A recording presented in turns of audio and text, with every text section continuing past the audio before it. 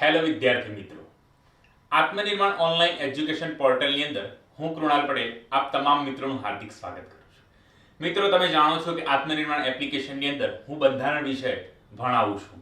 અને મિત્રો, આજે આપણો બંધારણની અંદર ટોપિક છે કે ભાઈ અમુક રાજ્યોમાં વિશેષ જોગવાઈ કરવામાં આવી છે અમુક સ્ટેટ્સ માટે. તો મિત્રો, આ જોગવાઈ વિશે આજે આપણે વિસ્તૃતની અંદર અભ્યાસ કરીશું. આજે આપણે જમ્મુ કાશ્મીર જે છે એનો સ્પેશિયલ સ્ટેટસ હતું 370 આર્ટિકલ અંતર્ગત આપણે જાણીએ છીએ તે સમાપ્ત થઈ ગયું, એટલે કે એના સિવાયના જે ભાગ છે આજે આના વિશે અભ્યાસ કરીશું. મિત્રો, હવે આપણે જોવાનો પ્રયત્ન કરીએ એ પહેલા તમને હું વાત કરી દઉં તો આપણા આત્મનિર્માણની એપ્લિકેશનની અંદર તો આપ જોઈ શકો છો તેમ એટીડીઓ નો બિન સચિવાલય ક્લાર્ક અને સિનિયર ક્લાર્કનો આપણા તે સિલેબસ માત્ર 500 રૂપિયામાં ઉપલબ્ધ છે. જીપીએસસી ની પ્રિલિમિનરી માટેનો 700 રૂપિયામાં અને ક્લાસ 3 અને જીપીએસસી ની પ્રિલિમિનરી જે કહેવાય એનો 900 રૂપિયામાં. એના સિવાય તમે જાણો તો મિશન વર્ધી 1000 રૂપિયામાં, એમપીએચડબલ્યુ નું માત્ર 300 રૂપિયામાં અને ટેટ ટાર જે છે 900 રૂપિયાની અંદર ઉપલબ્ધ છે. તો આ તમામ એપ આપણે ઉપલબ્ધ છે. તમે પ્લે સ્ટોર પરથી તમે આપણી એપ્લિકેશન જે છે આત્મનિર્માણની તેને ડાઉનલોડ કરી શકો છો. અને તમારે વધુ માહિતી માટે આ જે નંબર છે 78747 77705, ફરીથી એક વખત રિપીટ કરું 78747 77705 નંબર પર આપ WhatsApp મેસેજ કરી શકો છો. એના સિવાય આ બે જે નંબર તમને દેખાઈ રહ્યા છે તે બંને નંબર ઉપર તમે પોતે કોલ કરીને જાણકારી મેળવી શકો છો કે ભાઈ એપ્લિકેશનની અંદર શું શું સુવિધા છે અને વધુ માહિતી તેના દ્વારા તમે મેળવી શકો છો.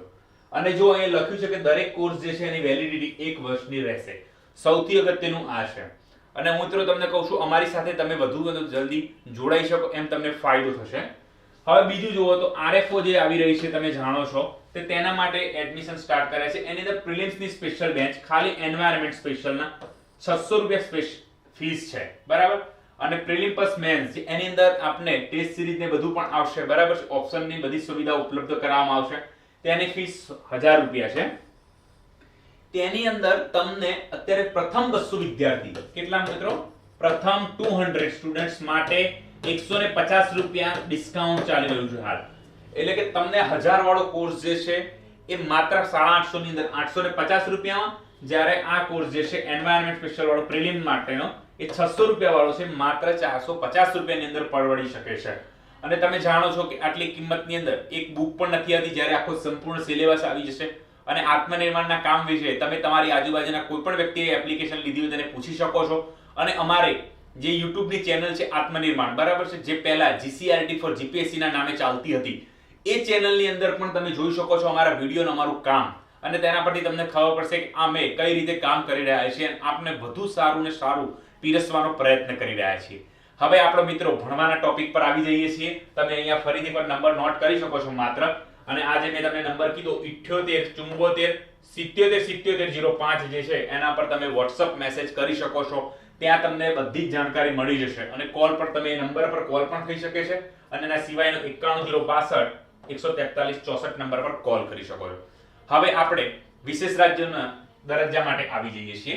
તો ભાઈ આની અંદર જુઓ તમે કે પહેલા તો મારે તમને પ્રશ્ન એ કરવાનો છે કે આજે આપણે વિસ્તૃત ભણવાની વાત કેમ કરીએ છીએ? વિસ્તૃત ભણવાની વાત કેમ કરી મેં? તો સમજો તમે કે આર્ટિકલ 370 જે છે મેં તમને પહેલા જ કીધું એને હટાવવામાં આવ્યો ત્યારે નોર્થ ઈસ્ટના સ્ટેટ જે છે એની અંદર એક પ્રકારની ગભરાહટ જેવું વાતાવરણ થઈ ગયું કે ભાઈ હવે 371 જે છે એને પણ હટાવી દેશે. આ એક પ્રશ્નાર્થ ઉભો થઈ ગયો. એટલે કે આ જે છે ચર્ચાનો મુદ્દો બની ગયો. એટલે one kind of current affair કહી શકાય. કરંટ અફેરની નથી પણ કરંટ અફેરની સાથે લિંક થઈ રહ્યું છે. અને આપણે જાણીએ છીએ કે બેક ટુ કરંટ અફેર નથી પૂછતા. આ લોકોએ સુપ્રીમ કોર્ટની વાત નીકળી તો સુપ્રીમ કોર્ટના વિશે અંદર ડિટેલની અંદર પૂછી લેતા હોય છે. એટલે જ તમે સારા સારા મેગઝીન જે વાંચતા હશો તમે કરંટ અફેર્સના, બરાબર, એ લોકો એનું ડિટેલની અંદર એનાલિસિસ અને ડિટેલમાં ભણાવતા હશે કે ઘટના બની ગઈ એ નહીં, માત્ર ઘટના જ અગત્ય નથી, એના પાછળનું બધું જ અગત્યનું હોય છે. એટલા માટે. અને બીજી વસ્તુ કે ભાઈ હમણાં બિહારનું ઇલેક્શન ગયું ત્યારે વિપક્ષના નેતા અત્યારે હાલ જે છે તેજસ્વી પ્રસાદ યાદવ આરજેડી ના નેતા છે, તેમને પ્રશ્ન પૂછ્યો હતો. કોને? તો જેડીયુ ના જે છે અને અત્યારે હાલ બિહારના મુખ્યમંત્રી નીતિશ કુમારને શું પ્રશ્ન કર્યા હતા કે ભાઈ તમે તો જોડાઈ ગયા પણ વિશેષ રાજ્યના દરજ્જાનો બીજી સગવડો એનું બધાનું શું બિહારનું, ભલે તમે એનડીએ સાથે જોડાય પણ હવે તમે કેન્દ્ર સરકારની સરકાર સાથે જોડ છો તો પછી તમે ભાઈ કંઈક કરો, બરાબર. ડબલ એન્જિન વાળી સરકાર ચલાવશે એવો શબ્દોનો ઉપયોગ કર્યા હતા એમને, તો ભાઈ આપણા બિહાર માટે કંઈક કરો. એટલે એવા બધા પ્રશ્નો જ્યારે આવતા હોય ત્યારે એક ક્રિટિસિઝમ વાળી વસ્તુ નથી પૂછવાના. આપણને શું પૂછવાના છે? આપણને ભાઈ પૂછવાના છે કે ભાઈ વિશેષ રાજ્યના દરજ્જા કયા કયા રાજ્યોને આપે છે, શું શું દરજ્જા છે એની અંદરથી ઓપ્શન આપશે. અને મિત્રો આજના લેક્ચર પછી હું તમને ગેરંટી જેવું કહું છું કે ભાઈ તમારે આ ટોપિકમાંથી જો પ્રશ્ન પૂછાશે તો તમારે ખોટો પડવાની સંભાવના રહેશે નહીં. અને આજના લેક્ચરને પહેલા એક તમને બાંધી દઉં છું વાત કે ભાઈ અમુક વસ્તુ હું જે મોઢે કહું એ નોટ કરી લેવાની છે. અને દરેક રાજ્યોમાં ક્યારે આપવામાં આવ્યું તેના વિશે ભાઈ બંધારણ સુધારા દ્વારા અમલ કરવામાં આવે છે અમુક, બરાબર છે. હવે આ જે બંધારણીય સુધારા દ્વારા છે મિત્રો, એ બંધારણ સુધારા હું લખ્યા નથી, એટલે તમારે એક પેજની અંદર તરત પેજ લઈ લો વિડિયો પોઝ કરીને. હવે એ પેજની અંદર તમારે ક્રમસર બંધારણ સુધારા અને એ રાજ્યનું નામ લખી દેવાનું, જેથી કરીને જો જોડકું પૂછાય, અઘરું પેપર નથી પૂછવું, બરાબર છે, ક્લાસ 3 માટે પણ પૂછવું છે કે કંઈ પણ, કે એક સેન્ટેન્સમાં મૂકવું તો જોડકાની અંદર તમારો જવાબ સાચો પડી જાય. ખ્યાલ આવ્યો તમને? ભાઈ 13માં બંધારણ સુધારા અંતર્ગત આપણે વસ્તુ બની છે, 53માં 55માં 56માં સુધારા અંતર્ગત આવી વસ્તુ બની છે, તો તમે એનો જવાબ તરત જ સાચો લખી શકો. એના માટેની આપણી આખી મથામણ છે એવું કહી શકાય, બરાબર. અને એના સિવાય તો આપણે બહુ ખાસ વાત નથી કરવાના, એના જે અંદર સ્લાઇડમાં છે એની વાત કરવાના છે અને એની અંદરથી શું પૂછાઈ શકે છે એની વાત કરવાના છે. બાકી તમારે સ્લાઇડની અંદર પીપીટીની અંદર બધું લખેલું જ છે. અને વધુ માહિતી માટે તમને મેં જેમ કીધું એમ આખો લેક્ચર જો અને ઝડપથી તમે કોમેન્ટ કરી શકો છો. કોમેન્ટની અંદર પણ તમારા પ્રશ્નોના જવાબ આપવામાં આવશે જો તમને અહીંયા પ્રશ્ન રહી જશે તો, બરાબર. એટલે હું તમને કહું છું આ ટોપિક, આ લેક્ચર જે છે તમારે ધ્યાનથી જોવાનો છે મિત્રો, બરાબર. તો હવે આપણે શરૂ કરીએ છીએ. સૌપ્રથમ વાત કરવા જઈએ તો ક્યાં વાત કરવામાં આવી છે? તો બંધારણના ભાગ 21 ની અંદર વાત કરવામાં આવેલી છે. આ અનુચ્છેદ 371 થી 371 જે સુધી કેટલા રાજ્યોને? 12 રાજ્યોને. હવે મિત્રો તમને કહી દઉં 12 રાજ્યોની એ વાત છે તો તમને ખાસ મારે એક વસ્તુ કહી દેવી છે કે અહીંયા ભાઈ જે 12 રાજ્યો ખરા ને, પહેલા અમુક ચોપડીઓમાં એટલે કે ખાસ કરીને બુકમાં 11 લખ્યા છે. તો આના બાબતે હું તમને એટલું જ કહીશ કે ભાઈ 2014 ની અંદર શું થયું છે ભાઈ કે આંધ્રપ્રદેશ રાજ્ય જે છે તે અને તેલંગાણા રાજ્ય આ બંને અલગ અલગ પડ્યા છે. કેપિટલ શું બનાવ્યું છે? અમરાવતી. અને એને શું કહે છે? પ્રથમ જસ્ટિસ કેપિટલ કહેવામાં આવે છે, બરાબર છે. અને અમરાવતી નાનું કેપિટલ છે. અને તેલંગાણાનું શું છે? તો ભાઈ હમણાં જ ઇલેક્શન જે ગયું છે, બરાબર છે, હૈદરાબાદ મ્યુનિસિપલનું, તો એના કારણે તમને યાદ આવી છે કે એનું ભાઈ હૈદરાબાદ છે, એનો પણ વિશેષ દરજ્જા જેવી વાતો છે અમુક, એ પણ આપણે આજે એને સમજવાના છીએ. એટલે મિત્રો આજે આપણે સમજવાના છે. પહેલા તમને હવે કહું કે આ તમને દેખાય છે કે ભાઈ 71 થી પછી A B C D એવી રીતે જશે, બરાબર છે, જે સુધી હશે. આનો મતલબ શું કે ભાઈ આ જે છે મૂળ બંધારણમાં નહોતા. શું નહોતા? મૂળ બંધારણમાં નહોતા. પહેલી એક વસ્તુ તમારે યાદ રાખવાની છે. તો આ કયા કયા સમયગાળામાં અને કેવી રીતે ઉપલબ્ધ થયા? તો ભાઈ જરૂરિયાતો જેમ જેમ ઉદ્ભવી તેમ તેમ, પહેલી વસ્તુ ઓકે. અને ખાસ કરીને જ્યારે બે રાજ્યો છૂટા પડ્યા હોય કે એટલે ખાસ કરીને રાજ્ય પુનર્ગઠન જેને તમે કહો છો, બરાબર છે, ત્યારે અથવા તો કોઈ રાજ્યને દરજ્જો મળ્યો હોય, શેનો? તો સ્ટેટહુડનો, એટલે કે પૂર્ણ રાજ્યનો દરજ્જો મળ્યો હોય, કેન્દ્ર શાસિત પ્રદેશ હોય કે એવું, અને પૂર્ણ રાજ્યનો દરજ્જો જ્યારે મળે છે ત્યારે બનતું હોય છે. ક્યારે? પૂર્ણ રાજ્યનો દરજ્જો મળતો હોય છે ત્યારે. એટલે આ બે વસ્તુ તમારે યાદ રાખવાની છે. હવે તમે જુઓ કે આ રાજ્યના સંબંધો વિશેષ જોગવાઈ કરવામાં આવી છે. હવે અમુક આ સ્ટેટની અંદર કેમ આપવામાં આવે કે તમે જાણો છો કે અમુક દરેક જગ્યા જે છે, ભારત જે છે વિવિધતાથી ભરેલો દેશ, રાઈટ. હવે વિવિધતાથી ભરેલો દેશ હોય એટલે કે ડાયવર્સિટી જેને અંગ્રેજીમાં કહીએ છીએ, ઓકે મિત્રો, ડાયવર્સિટી એટલે વિવિધતા થાય. તો વિવિધતાથી ભરેલો દેશ હોય એટલે કે દરેકના રીતિ રિવાજથી માંડીને અલગ હોય. રીતિ રિવાજ જેને રૂઢિચુસ્ત રીતિ રિવાજો આપણે કહીએ એને કસ્ટમરી લો તરીકે ઓળખવામાં આવે છે. હવે બંધારણની અંદર કસ્ટમરી લો એવો શબ્દનો ઉપયોગ કરે છે. એટલે રૂઢિચુસ્ત જ્યારે જ્યારે હું શબ્દ ઉપયોગ કરું તો ઇંગ્લિશ માધ્યમના વિદ્યાર્થીઓ એને કસ્ટમરી સમજી લેશે. મિત્રો આપણા ગુજરાતની અંદર ગુજરાતી માધ્યમના વિદ્યાર્થી વધુ હોવાના કારણોસર હું ગુજરાતી ભાષાનો બને એટલો વધુ ઉપયોગ કરીશ. અને કદાચ અમુક શબ્દો જે છે અંગ્રેજીમાં આવી જાય તો તમે એનું ગુજરાતીમાં ટ્રાન્સલેશન કરી શકો છો. કદાચ એના હું મોસ્ટ ઓફ સ્પેલિંગ્સ કેવું લખીશ એટલે તમને કદાચ બોલીશ પણ પ્રોનાઉન્સ ક્લિયર એટલે તમને ખ્યાલ આવી જશે. હવે આ જે જો વાત કરી રહ્યો છું કસ્ટમરી લો, બરાબર છે, એને રૂઢિચુસ્ત કહેવાય. એ લોઝ જે છે એમના પોતાના હોય, એની અંદર કઈ વચ્ચે પડે નહીં, એ નડે નહીં, રાજ્યના જે અમુક અમુક આપણા નિયમો છે એ ન નડે, એ બધું. પણ આજે તમને એક બીજી નવી વસ્તુ શીખવા મળશે કે જે તમે આર્ટિકલ 44 જે છે તો શું કહે છે, સેલ એન્ડેવર. મેં એ વખતે ભણાવ્યું ત્યારે કીધું તો અંદર એક શબ્દ છે સેલ એન્ડેવર, બરાબર છે. તો શેના માટે છે? યુનિફોર્મ સિવિલ કોડ જેને કહો છો તમે, સમાન દીવાની સંહિતા. તો સમાન દીવાની સંહિતા શું સરળ છે કે નહીં એ પણ તમને આજે ખ્યાલ આવશે. તમે માત્ર એક વસ્તુ સમજી લીધું ભાઈ કે અમુક જે ધર્મના લોકો છે એમને વધુ મેરેજ કરવા મળે છે, અમુક લોકોને અમુક બાબતે ઇમ્યુનિટી છે, એટલે કે જેને આપણે છૂટછાટ કહીએ છીએ, બરાબર. છૂટછાટ પણ બરાબર, અચ્છા ઇમ્યુનિટી પાવર સમજી લેશે, બરાબર છે. અમુક લોકો એટલા માટે છૂટછાટ જે છે એની વાત કરી છે. એટલે એ જે છે ઇમ્યુનિટી, બરાબર, ખાસ છોડો, બરાબર, એ આપવામાં આવી છે. એટલે બધું જ આપણે સમજવાનો પ્રયત્ન કરશે. એટલે કે એ જ આપણા મગજમાં છે, પણ આપણે અત્યારે સમજવાનું છે કે વિવિધતા ભરેલો જ્યારે દેશ હોય ત્યારે શું પરિસ્થિતિ થતી હોય છે અને કઈ રીતે કામ થતું હોય છે. એટલે આજે આપણે આને સમજવાનો પ્રયત્ન કરીશું. તો હવે રાજ્યોના નામ વાંચીએ તો શું છે એમાં ગુજરાત, મહારાષ્ટ્ર, નાગાલેન્ડ, આસામ, મણિપુર, આંધ્રપ્રદેશ, તેલંગાણા, સિક્કિમ, મિઝોરમ, અરુણાચલ પ્રદેશ, કર્ણાટક અને ગોવાનો સમાવેશ થાય છે. કયા કયા? તો પહેલા તો ભાઈ આપણા જોડિયા બંધુઓ ગુજરાતના, મહારાષ્ટ્ર, જલ્દી યાદ આવી જાય કેમ કે એકબીજામાંથી છૂટા પડેલા છે, બરાબર. સૌપ્રથમ શું હતું ભાઈ? આ બોમ્બે પ્રેસિડેન્સી હતી. શું હતું? બોમ્બે પ્રાંત જેને કહેતા હતા આપણે, બરાબર. પછી 1956 ની અંદર આને શું બનાવવામાં આવ્યું ભાઈ? તો આ બની ગયું ભાઈ બોમ્બે રાજ્ય બની ગયું હતું એક પ્રકારે, બરાબર છે, સ્ટેટ બની ગયું હતું. પણ પછી તો મહાગુજરાત આંદોલન ને બધું ચાલ્યું અને એના કારણસર પછી બંને અલગ અલગ સ્ટેટ બની ગયા અને વિખોટા પડ્યા અને બોમ્બે જે છે એટલે કે મુંબઈ જેને કહેવાય એ મહારાષ્ટ્રમાં ગયું અને ડાંગ ને અમુક વિસ્તાર જે છે એ ગુજરાત પાસે રહ્યા. પછી સૌથી અગત્યનું જે મિત્રો ભણવાનું છે ને આ ભણવાનું છે, સૌથી લાંબો ટોપિક, અને આની અંદર તમારે સમજવાનું છે કે ભાઈ શું શું છૂટ આપી છે ને કેમ આપી છે. ઓકે, હવે પછી આસામ, નોર્થ ઈસ્ટ નું સૌથી અગત્યનું સ્ટેટ કહી શકાય મોટું. મણિપુર, પછી આ બે સ્ટેટ મેં તમને એ પણ કહી દીધું, તમને યાદ રહી જશે.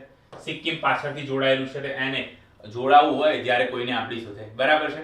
ત્યારે આપણે માત્ર તમે વિચારો કે તમે ક્યારે કોઈ છોકરી જોવા જાઓ તો બધી વાતચીત તો કરો છો ને ભાઈ કે તમારી ને મારી પસંદ સામે સામે યોગ્ય બેસે છે કે શું છે. કે છોકરી જ્યારે છોકરો જોવા જાય ત્યારે બેસે છે કે ભાઈ અત્યારે હાલના છોકરા શું છે ઘરકામ થોડા કરે, એવા મદદ કરે ઘરમાં કામમાં, એવા છોકરીઓને પસંદ આવતા તો પૂછી લે કે ભાઈ તમને થોડું ઘણું ગમકામ ફાવે છે કે નથી ફાવતું, એવું બધું. એટલે એ રીતે કોઈ પણ ચર્ચાઓ થતી હોય છે, એટલે કંઈક ને કંઈક એક પ્રકારની ડીલ નક્કી થતી હોય છે, બરાબર. અત્યારે તો બધું આધુનિક જેવું થઈ ગયું છે. હવે પહેલા જેવું નથી રહ્યું કે ભાઈ મમ્મી નક્કી કરે એ છોકરો અને અથવા મમ્મી પપ્પા નક્કી કરે એ છોકરી, એના સાથે લગ્ન કરો એમ. આ તો મોટા સ્ટેટની વાત છે, આ તો આપણે એક વ્યક્તિગત નિર્ણયની વાત છે. જ્યારે અહીં તો શું વાત છે કે સ્ટેટની તો જોડાયું આપણી સાથે આ બધા સ્ટેટ, તો કંઈક ને કંઈક તો આપણે આપવું જ પડ્યું છે સામે. તો શું આપ્યું છે એ બધી ચર્ચાઓ થશે અને કઈ રીતે આપણે જોડ્યા છે એના પર પણ તમે અંદાજો લગાવી શકો. એટલે આમને સ્પેશિયલ આપણે કંઈક ને કંઈક આપવું પડ્યું છે, બરાબર. તો અરુણાચલ પ્રદેશ, કારણ આ જોડાય તો પછી કે ભાઈ ભારત સાથે અમે જોડાઈ ગઈ, પહેલા હું ડિટેલમાં જ વાત કરી દઉં થોડી. તો શું થાય કે ભાઈ એમના રીતિ રિવાજોને બધા પર પ્રશ્ન આવી જાય, ભાઈ એના પર તમે જો રોકટોક લગાવો તો શું થાય? આ તો ભાઈ ચાલશે નહીં. અને મોસ્ટ ઓફ જે રાજ્યો છે એની અંદર ખાસ એક વાત કરવામાં, આમાંથી બધા રાજ્યો તમે જોશો તો આપણે વિધાનસભા ભણ્યા ત્યારે વાત કરી છે કે ભાઈ સીટ જે કહેવામાં આવે વિધાનસભાની, બરાબર છે, એ શું કીધું ભાઈ 60 થી ઓછી હોવી જોઈએ નહીં, ઓછી નહીં. પણ આ બધા રાજ્યો માટે બંધારણ સુધારા કરીને એ રીતે કહેવામાં આવ્યું કે ભાઈ એટલે આ બધા બંધારણ સુધારા દ્વારા મોસ્ટ ઓફ લાગેલા તો કીધું છે કે આના માટે છૂટછાટ મળશે, ભાઈ આમનો ઓછી સીટો વિધાનસભાની હશે તો ચાલી જશે. ઓકે, એટલે આ બધા પછી કેવા અરુણાચલ પ્રદેશ, કર્ણાટક અને ગોવાનો સમાવેશ થાય છે. તો કર્ણાટક અને સાથે સાથે આની સાથે તમારે ખાસ જોડી દેવાનું છે તો હૈદરાબાદ, બરાબર છે. એટલે આપણે આ ભણવાના છે. હવે આપણે સૌપ્રથમ ગુજરાત ને મહારાષ્ટ્ર જે છે એની વાત કરીશું અને આપણે જોવાનો પ્રયત્ન કરીએ કે ભાઈ શું છે. ઓકે, તો સૌપ્રથમ અનુચ્છેદ કયો છે ભાઈ? 371. આમાં કોઈ જે બે કશું લાગતું નથી, એ બી સી ડી માંથી કઈ નથી લાગતું, બરાબર. તો એ કોના માટે છે? તો ભાઈ આપણા ગુજરાત રાજ્ય માટે અને મહારાષ્ટ્ર રાજ્ય માટે, બરાબર. જય જય ગરવી ગુજરાત ને અમચા મહારાષ્ટ્ર, એના જેવી વાત છે, બરાબર. એમના રાજ્યપાલ એટલે શું કહેવાય ગવર્નર જે છે એમને વિશેષ શક્તિ આપવાની સત્તા આપે છે. વિશેષ શક્તિ આપવાની સત્તા કોણ? રાષ્ટ્રપતિને મળી છે કે ભાઈ આપી શકશે. તો કઈ બાબતે જુઓ તમે, તો પહેલા કેવું હતું તમને હવે કહી દો, 371 જે છે આ જે છે એટલે 7મા બંધારણીય સુધારા 1956 અંતર્ગત હતું, બરાબર છે. પછી 1960 ની અંદર મહારાષ્ટ્ર જે બોમ્બેનો જે છે રીઓર્ગેનાઇઝેશન એક્ટ એટલે પુનર્ગઠન થયું, એના બાદ બદલાય. એની સાથે સાથે એક બીજી વસ્તુ થઈ ગઈ. તો આની સાથે એક જોડાયેલું હતું કોણ? આંધ્રપ્રદેશનું પણ જોડાયેલું હતું. કયું? આંધ્રપ્રદેશ. તો એ પણ એમાંથી બહાર થઈ ગયું, બરાબર. 7મા બંધારણ સુધારા બાદ પણ પછી આવે 32મો બંધારણ સુધારો. કોના સમયમાં આવ્યો છે ભાઈ? 1971 ઇન્દિરાબેનના સમયમાં આવ્યો. અને પછી એને 371 ડી અને ઈ નો સમાવેશ થાય છે. આજે આપણે જે સિક્વન્સ વાઇઝ જ જવાના છે, સ્ટેટમાં પણ સિક્વન્સ વાઇઝ જશું, એટલે તમને ખ્યાલ આવશે કે ભાઈ ક્યારે કોની વાત કરવામાં આવી છે, કોના પછી કોને વિશેષ દરજ્જો મળે છે, એટલે કે સ્પેશિયલ પ્રોવિઝન કર્યા. વિશેષ દરજ્જા અહીંયા નથી આપ્યા જી, અહીં પ્રોવિઝનની વાત છે કે ભાઈ તમને આટલી આટલી છૂટછાટ જેવું મળે છે. એક પ્રકારની ઇમ્યુનિટીની અહીંયા વાત કરવામાં આવેલી છે. ઓકે, તો આ મેં તમને ખાસ આની એક બાંધીની પાઠ. હવે શું કે છે, આના વિસ્તારોની વાત કરે છે. વિદર્ભ, મરાઠાવાડ અને બાકીનું મહારાષ્ટ્ર. એના સિવાય શું છે, ગુજરાતમાં સૌરાષ્ટ્ર, કચ્છ અને બાકીનું ગુજરાત. આના માટે અલગ વિકાસ બોર્ડની રચના કરવાની, એટલે ડેવલપમેન્ટ બોર્ડની વાત છે અહીંયા. શેની? અંગ્રેજી માળા વિદ્યાર્થી માટે ડેવલપમેન્ટ બોર્ડ, બરાબર, ની સ્થાપના. અને તેમના દરેક બોર્ડના કામકાજનો રિપોર્ટ દર વર્ષે રાજ્યની વિધાનસભામાં રજૂ કરવામાં આવે. કોને રજૂ કરવાનું છે મિત્રો? તો રાજ્યની વિધાનસભાની અંદર. એટલે કે ભાઈ યોગ્ય રીતે કામ કરી રહ્યા છે કે નહીં તેની પણ અહીંયા તપાસ થશે, બરાબર. અને આ બધા જ વિસ્તારો તમે જોશો તો શું છે ભાઈ, એક મેન રેખા જે કહી શકાય એનાથી દૂર છે. બીજું અનુસૂચિત જનજાતિના વિસ્તારો છે. અને ગુજરાતને તો આપવું જ પડે, કારણ કે ભાઈ તમે રિઝર્વેશનનો કોટા જોશો એટલે તમને ખ્યાલ આવશે કે ભાઈ ગુજરાતની અંદર એસસી, આમ ઓલ ઓવર જાઓ તો અનુસૂચિત જાતિ એટલે કે એસસી કોમ્યુનિટી જે છે તેનું પ્રમાણ વધુ છે, પણ ગુજરાતમાં કોનું પ્રમાણ વધારે છે? તો એસટી, અનુસૂચિત જનજાતિનું. તો 15% જેવું રિઝર્વેશન છે. કેટલું છે? 15%, બરાબર. તો આ કારણ છે કે ભાઈ અહીંયા તો વસ્તી જે છે, આમ એવું પ્રકારે કહી શકાય કે સૌથી વધુ વસ્તી છે, બરાબર છે. હવે પછી જુઓ તમે રાજ્યની જરૂરિયાતમાં ધ્યાનમાં લઈને નાણાંની વહેંચણી કોણ? રાષ્ટ્રપતિ એ રીતે કરાવશે, બરાબર. પછી શું છે, સમગ્ર રાજ્યની જરૂરિયાતોને ધ્યાનમાં લઈ તમામ વિસ્તારોમાં ટેકનિકલ શિક્ષણની વાત છે, તકનીકી શિક્ષણ, વ્યવસાય અને તાલીમ માટે પૂરતી સગવડો અને રાજ્ય સરકારની નિયંત્રણ હેઠળની સેવાઓમાં નોકરી માટે પૂરતી તકોની જોગવાઈ કરતી વ્યવસ્થા કરવી. ગુજરાત તો શું છે, પાછી આપણો દરિયા કિનારો વધુ છે અને એના કારણે આપણો જબરદસ્ત વિકાસ કર્યો, અને એ બધાના કારણે છે આપણે આગળ આવ્યા. એટલે તમને એવું લાગશે ગુજરાત જેવા સુખી સ્ટેટને પણ આપી છે, પણ એના પાછળ પણ ઘણા બધા કારણો છે. એટલે મહારાષ્ટ્રના બંને માટે આ વસ્તુ કરવાની છે અને આ ફરજિયાત વસ્તુ જેવું છે. ઓકે, હવે આગળ જઈએ તો ભાઈ સૌથી અગત્યનું સ્ટેટ હવે આવી રહ્યું છે કે નાગાલેન્ડ, બરાબર છે. તો નાગાલેન્ડ માટેની ખાસ જોગવાઈઓ તો 371A. તો ભાઈ આ જ્યારે વાત નાગાલેન્ડની ચાલે છે તો તમને ખાસ હું એક જ વાત કહેવા માંગીશ કે ભાઈ નાગાલેન્ડનું જે છે એ કયા સુધારા અંતર્ગત, પહેલા તો એ યાદ રાખી લો કે 13મા બંધારણીય સુધારા અંતર્ગત વાત કરવામાં આવી છે 1962માં. ક્યારે? 13મા બંધારણ સુધારા 1962. તો પહેલું ગુજરાતનો 7મો ગયો અને આનો 13મો, બરાબર છે. આ તો આપણે જાણીએ છીએ વર્લ્ડ ફેમસ જેવો છે આ સુધારો. 7મો તો 1956માં અને આ 1962માં. એટલે કે આ બંને સુધારા પ્રધાનમંત્રી કોમન આવશે, તો કોણ આવશે? પ્રધાનમંત્રી નહેરુજી. અને ત્રીજું એક વસ્તુ શું કોમન આવશે? તો ભાઈ રાષ્ટ્રપતિ પણ કોમન આવશે. કોણ? બાબુજી, જેને આપણે કહીએ છીએ વારંવાર, રાજેન્દ્ર પ્રસાદ યાદવ, બરાબર. આ બંનેના સમયગાળા તમને આ વસ્તુ મળી ગઈ એમસીક્યુ જેવી. પછી હવે શું કહે છે ભાઈ ખાસ જોગવાઈમાં શું છે? તો નીચે આપેલા વિષયો સંબંધિત સંસદનું કોઈ પણ અધિનિયમ નાગાલેન્ડ રાજ્ય પર ત્યાં સુધી લાગુ નહીં થાય જ્યાં સુધી નાગાલેન્ડની વિધાનસભા, એટલે કે આની વિધાનસભાને પાવરફુલ બનાવવાની વાત છે, મંજૂર ન કરે. શું કરે? એને મંજૂર ન કરે ત્યાં સુધી. તો શું કહે છે? નાગા જાતિના લોકોની ધાર્મિક અને સામાજિક પ્રથાઓ, એટલે ભાઈ એમના રિલીજીયસ પ્રેક્ટિસ ને સોશિયલ જે સિસ્ટમ જે બધી ચાલતી આવી છે વર્ષોથી, બરાબર, એની અંદર ભાઈ ભારતના જે લો છે, બરાબર, એ લાવવાનો પ્રયત્ન કરે. એટલે શું કહેવાય? યુસીસી નું મેં તમને ખાસ જિક્ર કર્યો હતો કે ભાઈ યુનિફોર્મ સિવિલ કોડ, બરાબર છે. એમાં એવું કીધું કે છૂટા આ લોકોના ઉદાહરણ લઉં છું, બરાબર છે. છૂટાછેડા આપવાની એક અલગ પ્રકારની પ્રથા છે નાગા લોકોની, બરાબર છે, નાગા જાતિના લોકોની. તો હવે આ જાતિના લોકોની એક અલગ પ્રથા છે. તો ભારત સરકાર તો કહે છે કે ભાઈ બધાએ હવે છૂટાછેડા જે છે એ કોર્ટ માધ્યમથી જ લેવાના રહેશે. આવો એક લો પસાર કરી દીધો ભાઈ, પાર્લામેન્ટમાં પસાર થઈ ગયો. પરંતુ અહીંયાથી નાગાલેન્ડમાં લાગુ પડશે તો નહીં લાગુ પડે. તો કેમ? ભલે એનું સંપૂર્ણ ક્ષેત્ર છે, પણ ભાઈ અહીંયા શું છે ભાઈ, વિધાનસભા જે છે ને એને મંજૂર નહીં કરે ને ત્યાં સુધી, અને આપણા ત્યાં સંસદ સર્વોપરી નથી ભાઈ, સુપ્રીમ કોર્ટ જે કહીએ એટલે કોર્ટ પણ સર્વોપરી નથી. સર્વોપરી શું છે તો ભાઈ બંધારણ સર્વોપરી છે, અને બંધારણ પ્રોગ્રેસિવ છે. એ વાત આપણા માટે ખુશીની વાત છે. અને પ્રોગ્રેસિવ કેને કહેવાય? ભાઈ આગળ વિચારતું હોય ભવિષ્યનું, એટલે કે જ્યાં પછી માનવતાના સિદ્ધાંતની વાત આવી જતી હોય છે. શેની? માનવતાના સિદ્ધાંતની, કંઈક ઉચિત કરવાની વાત આવતી હોય ત્યારે બંધારણ શું છે, પ્રોગ્રેસિવ પોતાનું સ્વરૂપ અપનાવે છે. અને આપણા જજીસથી માંડી દરેક લોકો એનું ઇન્ટરપ્રિટેશન એ રીતે કરતા હોય છે કે ભાઈ પ્રોગ્રેસિવ વાત થાય. નહીતર ભાઈ આપણા બંધારણની અંદર આર્ટિકલ 21 માટે કયું શું લખ્યું છે ભાઈ? પ્રોસિજર એસ્ટાબ્લિશ્ડ બાય લો, બરાબર છે. એટલે કે ભાઈ કાયદો જે છે એનું બરાબર પાલનની વાત છે. પરંતુ ડ્યુ પ્રોસિજર ઓફ લો નો સિદ્ધાંત કઈ રીતે આવ્યો? 1973 બાદ ખાસ કરીને આવ્યો ભાઈ. ઉચિત ન્યાયિક પ્રક્રિયાની વાત કરી છે. એટલે ભારત જે છે એની અંદર એટલે યુનિફોર્મ સિવિલ કોડ માં દરેકને જેને લાગે છે એ આરામથી એટલી બદલી શકાય, યુનિફોર્મ સિવિલ કોડ લાવી શકાય એવું છે નહીં. એનો મતલબ શું થાય? મિત્ર લઈ શકો તમે મતલબ કે ભાઈ ઇમ્યુનિટી જે કહેવામાં જઈએ આપણે ખાસ કરીને છૂટછાટ, બરાબર છે. તો છૂટછાટ આપવી જરૂરી બની જતી હોય છે. પહેલી વસ્તુ તમને આ ક્લિયર થઈ ગયો.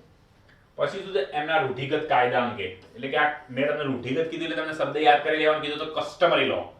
પછી શું કે એમના આ સૌથી અગત્યનું જુઓ કે એમને દીવાની અને ફોજદારી કાયદાને જો હોય, બરાબર છે, દીવાની અને ફોજદારી એટલે કે ભાઈ એમના સિવિલ અને ક્રિમિનલ લોઝ જે છે એમના જે અમુક કામો માટે ચાલતા એનો જ એપ્લાય કરવામાં આવશે, બાકી એપ્લાય કરવામાં આવશે નહીં, બરાબર.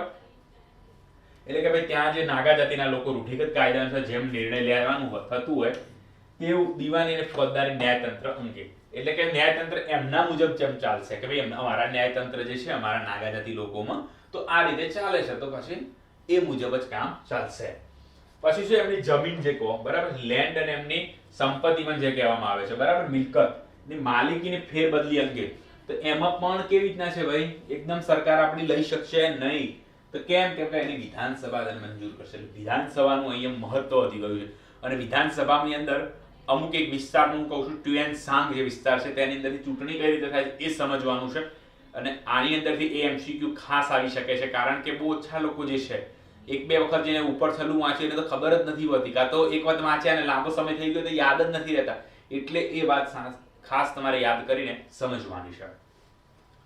હવે જુઓ તમે આગળ, તો શું કે જ્યાં સુધી નાગાલેન્ડના સ્થાનીય નાગાઓ દ્વારા, એટલે કે આ એક પ્રકારની જાતિની જ વાત છે, બરાબર છે, એ જાતિની વાત છે. અહીંયા નાગા બાવાની કેવી વાત છે નહીં, બરાબર. કારણ કે આપણે ગુજરાતના રહ્યા અને ગુજરાતમાં આપણને ખબર છે અમુક સૌરાષ્ટ્રના વિદ્યાર્થી પણ જોતા હોય, બરાબર છે, તો લાગે ભાઈ કે ત્યાં પણ શું નાગા બાવાઓનું છે અસ્તિત્વ? તો એ પ્રશ્ન થાય એ પહેલા કહી દઉં અહીં જાતિની વાત કરવામાં આવી છે.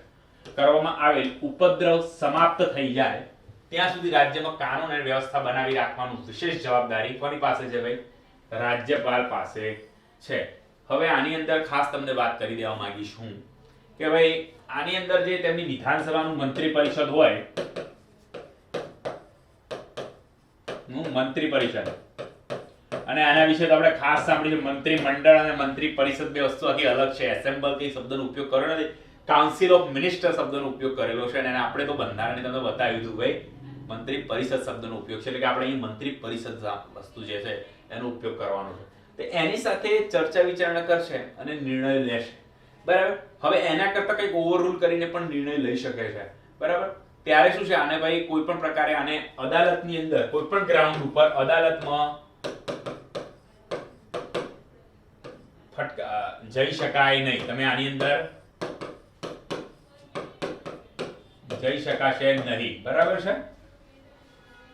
શું અદાલતમાં જઈ શકાશે નહીં, એટલે કે ભાઈ એમનો જે નિર્ણય છે અખર જેવો છે, વન ટાઈપ ઓફ ઇનફેલેબલ જેવો તમે ગણી શકો છો. પછી ઇનફેલેબલમાં અલગ વસ્તુ થઈ શકે, એક વસ્તુ એટલે કે અમોઘ, જેને કે ઇનફેલેબલ એટલે એનો મતલબ અમોઘ, જેનો કોઈ તોડ નથી એવું અમોઘ. આ જે વાક્ય જે છે એનો ઉપયોગ ક્યારે કર્યો હતો તો અસુદ્દીન ઓવૈસી જે છે જ્યારે રામ મંદિરનો ચુકાદો આવ્યો ત્યારે એમને કીધું કે ભાઈ સુપ્રીમ કોર્ટ જે છે સુપ્રીમ કોર્ટ ઇઝ નોટ ઇન્ફાલેબલ, બરાબર છે, એવો એમને ઉપયોગ કર્યો હતો. એટલે ખાલી એ તો વાત છે, પણ અહીંયા તમે એટલે સમજો તમે પછી શું થાય આમાં, હવે રાષ્ટ્રપતિ એને હટાવે કે ગમે તે, અને આ વસ્તુ જે છે શરૂઆતની અંદર ખાસ કરીને નાગા હિલ્સ અને ટ્યુએન સાંગ એટલે અલગ અલગ રીતે લખતા હોય છે, આંગ ને સાંગ મિત્રો. હવે તુઆંગ સાંગ પણ લખતા હોય છે અમુક લોકો આને, બરાબર છે, તુઆંગ સાંગ પણ લખતા હોય છે, બરાબર. જનરલી આપણી બુકની અંદર ગુજરાતીમાં આ રીતે લખેલું છે, અંગ્રેજીમાં એનો સ્પેલિંગ આ રીતે એનો થાય છે, બરાબર છે. હવે તમે આને જે રીતે લખો, કારણ કે દરેક બુકે આને અલગ અલગ રીતે લખેલું છે, TUENSANG, બરાબર, ટ્યુએન સાંગ એ રીતે લખવામાં આવે છે. તો નાગા હિલ અને ટ્યુએન સાંગ જે જિલ્લો છે આ બંને જગ્યાએ ના પ્રશ્નો હતા ઉપદ્રવી લોકોના, અને તોફાન ને બધું કરતા હતા, એટલે શાંતિ જાળવવી એ ખૂબ જરૂરી છે. અને એટલા માટે કરીને ખાસ કરીને ભાઈ આ જે જગ્યા છે તે આ પ્રોવિઝન કરવામાં આવ્યું, અને રાષ્ટ્રપતિને એવું લાગશે કે ભાઈ હવે આની જરૂર નથી તો એ શક્તિઓ રાજ્યપાલ પાસેથી પરત લઈ શકે છે. તો સૌથી અગત્યનું શું થયું આની અંદર ભાઈ કે ભાઈ જ્યુડિશિયરી તમે જઈ શકો નહીં, આને જે નિર્ણય લીધો એ ઓકે છે, રાઈટ નિર્ણય છે એવું ગણી લેવામાં આવે છે, બરાબર છે. હવે આપણે આગળ વાત કરીએ, ગ્રાન્ટ માટેની કોઈ માંગણી અંગે ભલામણ કરતી વખતે નાગાલેન્ડ રાજ્યપાલ તે સુનિશ્ચિત કરવા રહેશે કે ભારત સરકારને ભારતની સંચિત નિધિ, આપણે નિધિ જે છે એટલે કે ફંડ્સ જેને કહીએ છીએ, બરાબર, તો ફંડ્સ વિશે આપણે અભ્યાસ કરી લીધો છે. તો કેટલા પ્રકારની ફંડ છે એ બધા, ઓકે.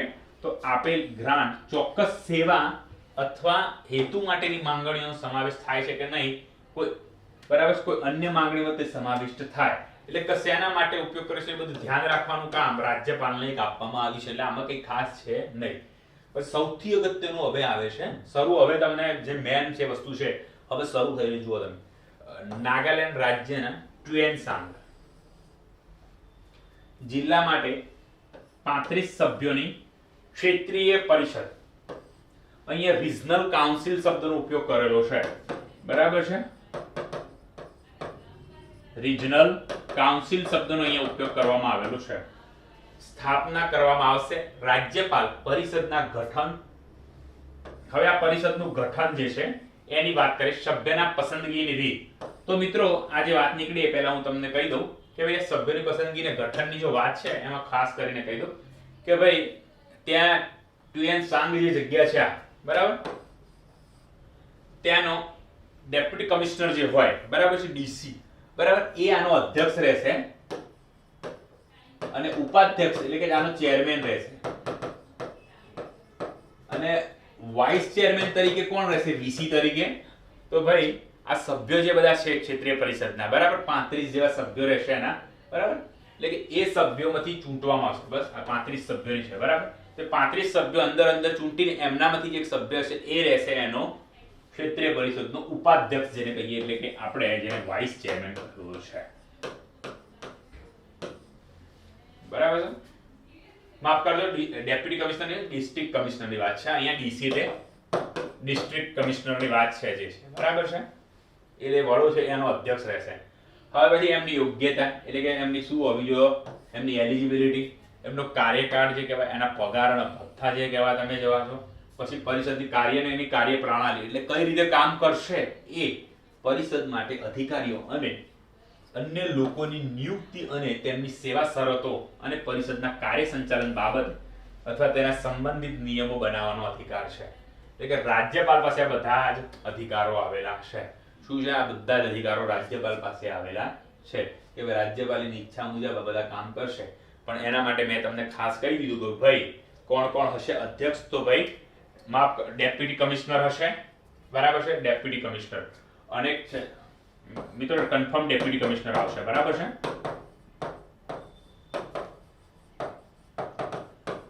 ડેપ્યુટી કમિશનર જે હશે એ એનો પરિષદનો અધ્યક્ષ રહેશે અને ઉપાધ્યક્ષ સભ્યો વચ્ચેથી ચૂંટાઈને એક સભ્ય બનશે, એ ઉપાધ્યક્ષ આવશે.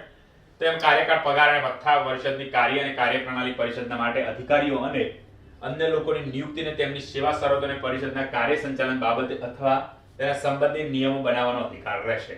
બરાબર. એટલે તમારે હવે બે શબ્દો અહીંયા બીજા લખવાના આયા છે. કયા કયા?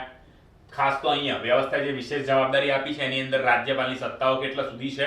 ભાઈ ઓવર રૂલ કરી શકે છે મંત્રી પરિષદની વાત, યસ. પછી એને અદાલતની અંદર પડકારી શકાય નહીં, યસ.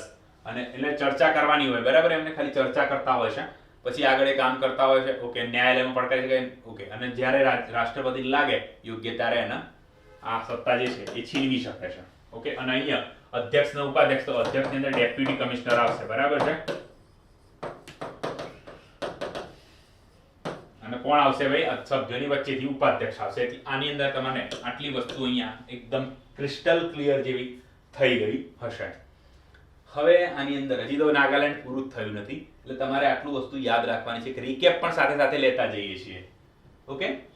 પછી નાગાલેન્ડના નિર્માણના 10 વર્ષની અવધિ અને આગળ પણ રાજ્યપાલ વિવેક બુદ્ધિ અનુસાર આ ક્ષેત્રીય પરિષદની ઘટના સંબંધમાં ટ્યુએન જો અમુક જગ્યાએ આ રીતે લખાય છે. સ્પેલિંગ મુજબ જ્યારે લખવાનો પ્રયત્ન કર્યો મિત્રો ત્યારે આ રીતે લખાયું, બરાબર છે. અમુક વાર સંઘ લખાઈ જતું હતું, બરાબર. આ બાબતે નીચેના પ્રાવધાન લાગુ થશે. તો શું કહે છે? જો અહીંયા જાય ટ્યુએન સંઘ જિલ્લાના શાસનનું સંચાલન રાજ્ય દ્વારા કરવામાં આવશે. એટલે જિલ્લાનું પણ શાસન કોણ કરશે? ભાઈ રાજ્ય. પછી તો કેન્દ્ર સરકાર દ્વારા નાગાલેન્ડ રાજ્યને, અહીં નાગાલેન્ડ રાજ્યને આપવામાં આવેલ નાણાં રાજ્ય પોતાની વિવેક બુદ્ધિથી ટ્યુએનસાંગ જિલ્લા અને રાજ્યના અન્ય જિલ્લાઓની વહેંચણીમાં કરશે. એટલે કે આ એના પર તમને ખબર બહુ ક્રિટિકલ જેવું એક પ્રકારે છે આ સ્ટેટ, બરાબર છે. આ જિલ્લો જે છે ટ્યુએનસાંગ, તો એ પણ તમને ખબર હોય છે ક્યાં આવેલો છે? તો ભાઈ નાગાલેન્ડનો. સૌ લોકો કન્ફ્યુઝ થતા હોય છે કે મિઝોરમ કે નાગાલેન્ડ, તો ભાઈ ટ્યુએનસાંગ એ છે નાગાલેન્ડનો છે, ઓકે. નાગાલેન્ડ વિધાનસભા દ્વારા બનાવવામાં આવેલ કોઈ પણ અધિનિયમ ત્યાં સુધી લાગુ નહીં થાય જ્યાં સુધી જિલ્લા ક્ષેત્રીય પરિષદ રાજ્યપાલને લાગુ કરવા માટે ભલામણ કરે નહીં.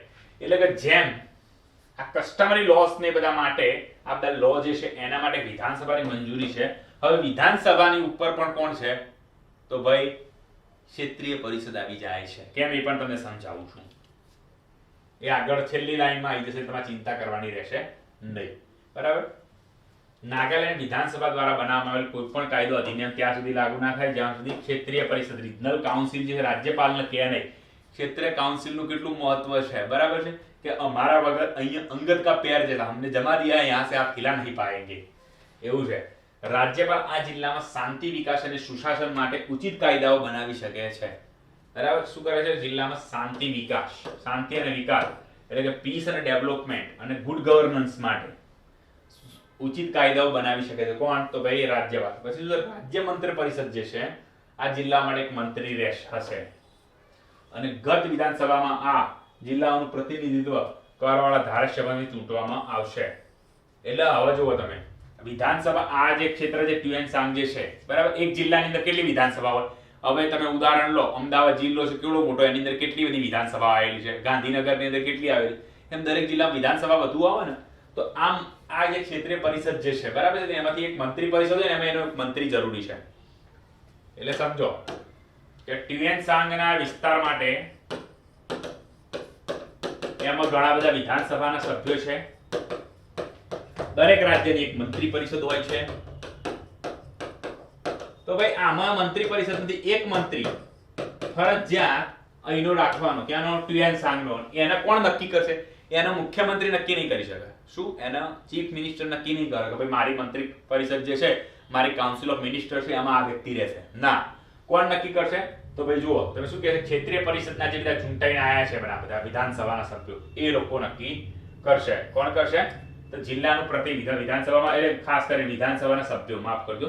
એટલે આ લોકોને વિધાનસભાના લોકોને ક્ષેત્રીય પરિષદના લોકો ચૂંટતા હોય છે પાછા. એ પણ તમને કહી દીધું, એટલા માટે મેં તમને કીધું. એટલે આ બધા નક્કી અહીંથી 4, 5, 3 કેવા હતા, 3 જણા, 3 વિધાનસભા સભ્યો આવ્યા છે. તે નક્કી કરશે કે ભાઈ અમારા મતમાંથી આ રીતે એક વ્યક્તિ જે છે અહીંનો મંત્રી પરિષદ મંત્રી રહેશે, બરાબર છે. એના માટે મંત્રી હશે.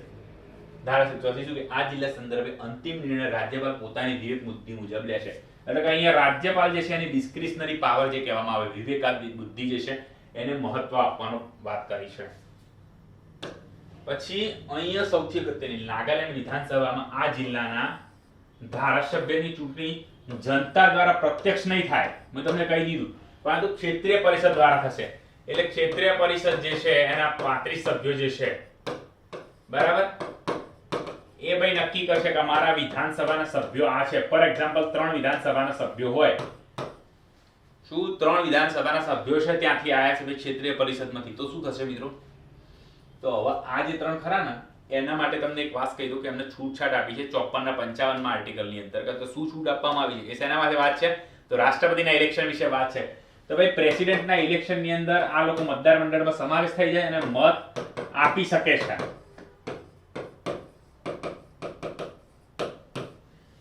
ઓકે, અને બીજું શું?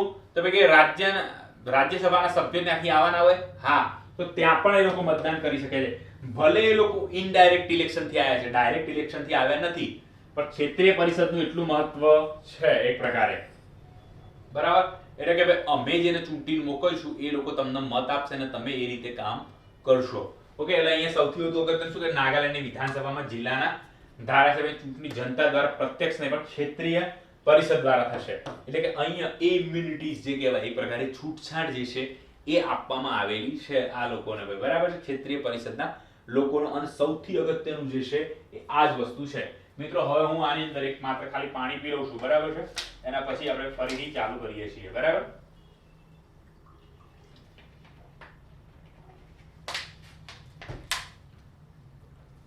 બરાબર, આ તમને કહી દીધું કે ક્ષેત્રીય પરિષદ જે છે એનું કેટલું મહત્વ છે એ તમને ખ્યાલ આવી ગયો.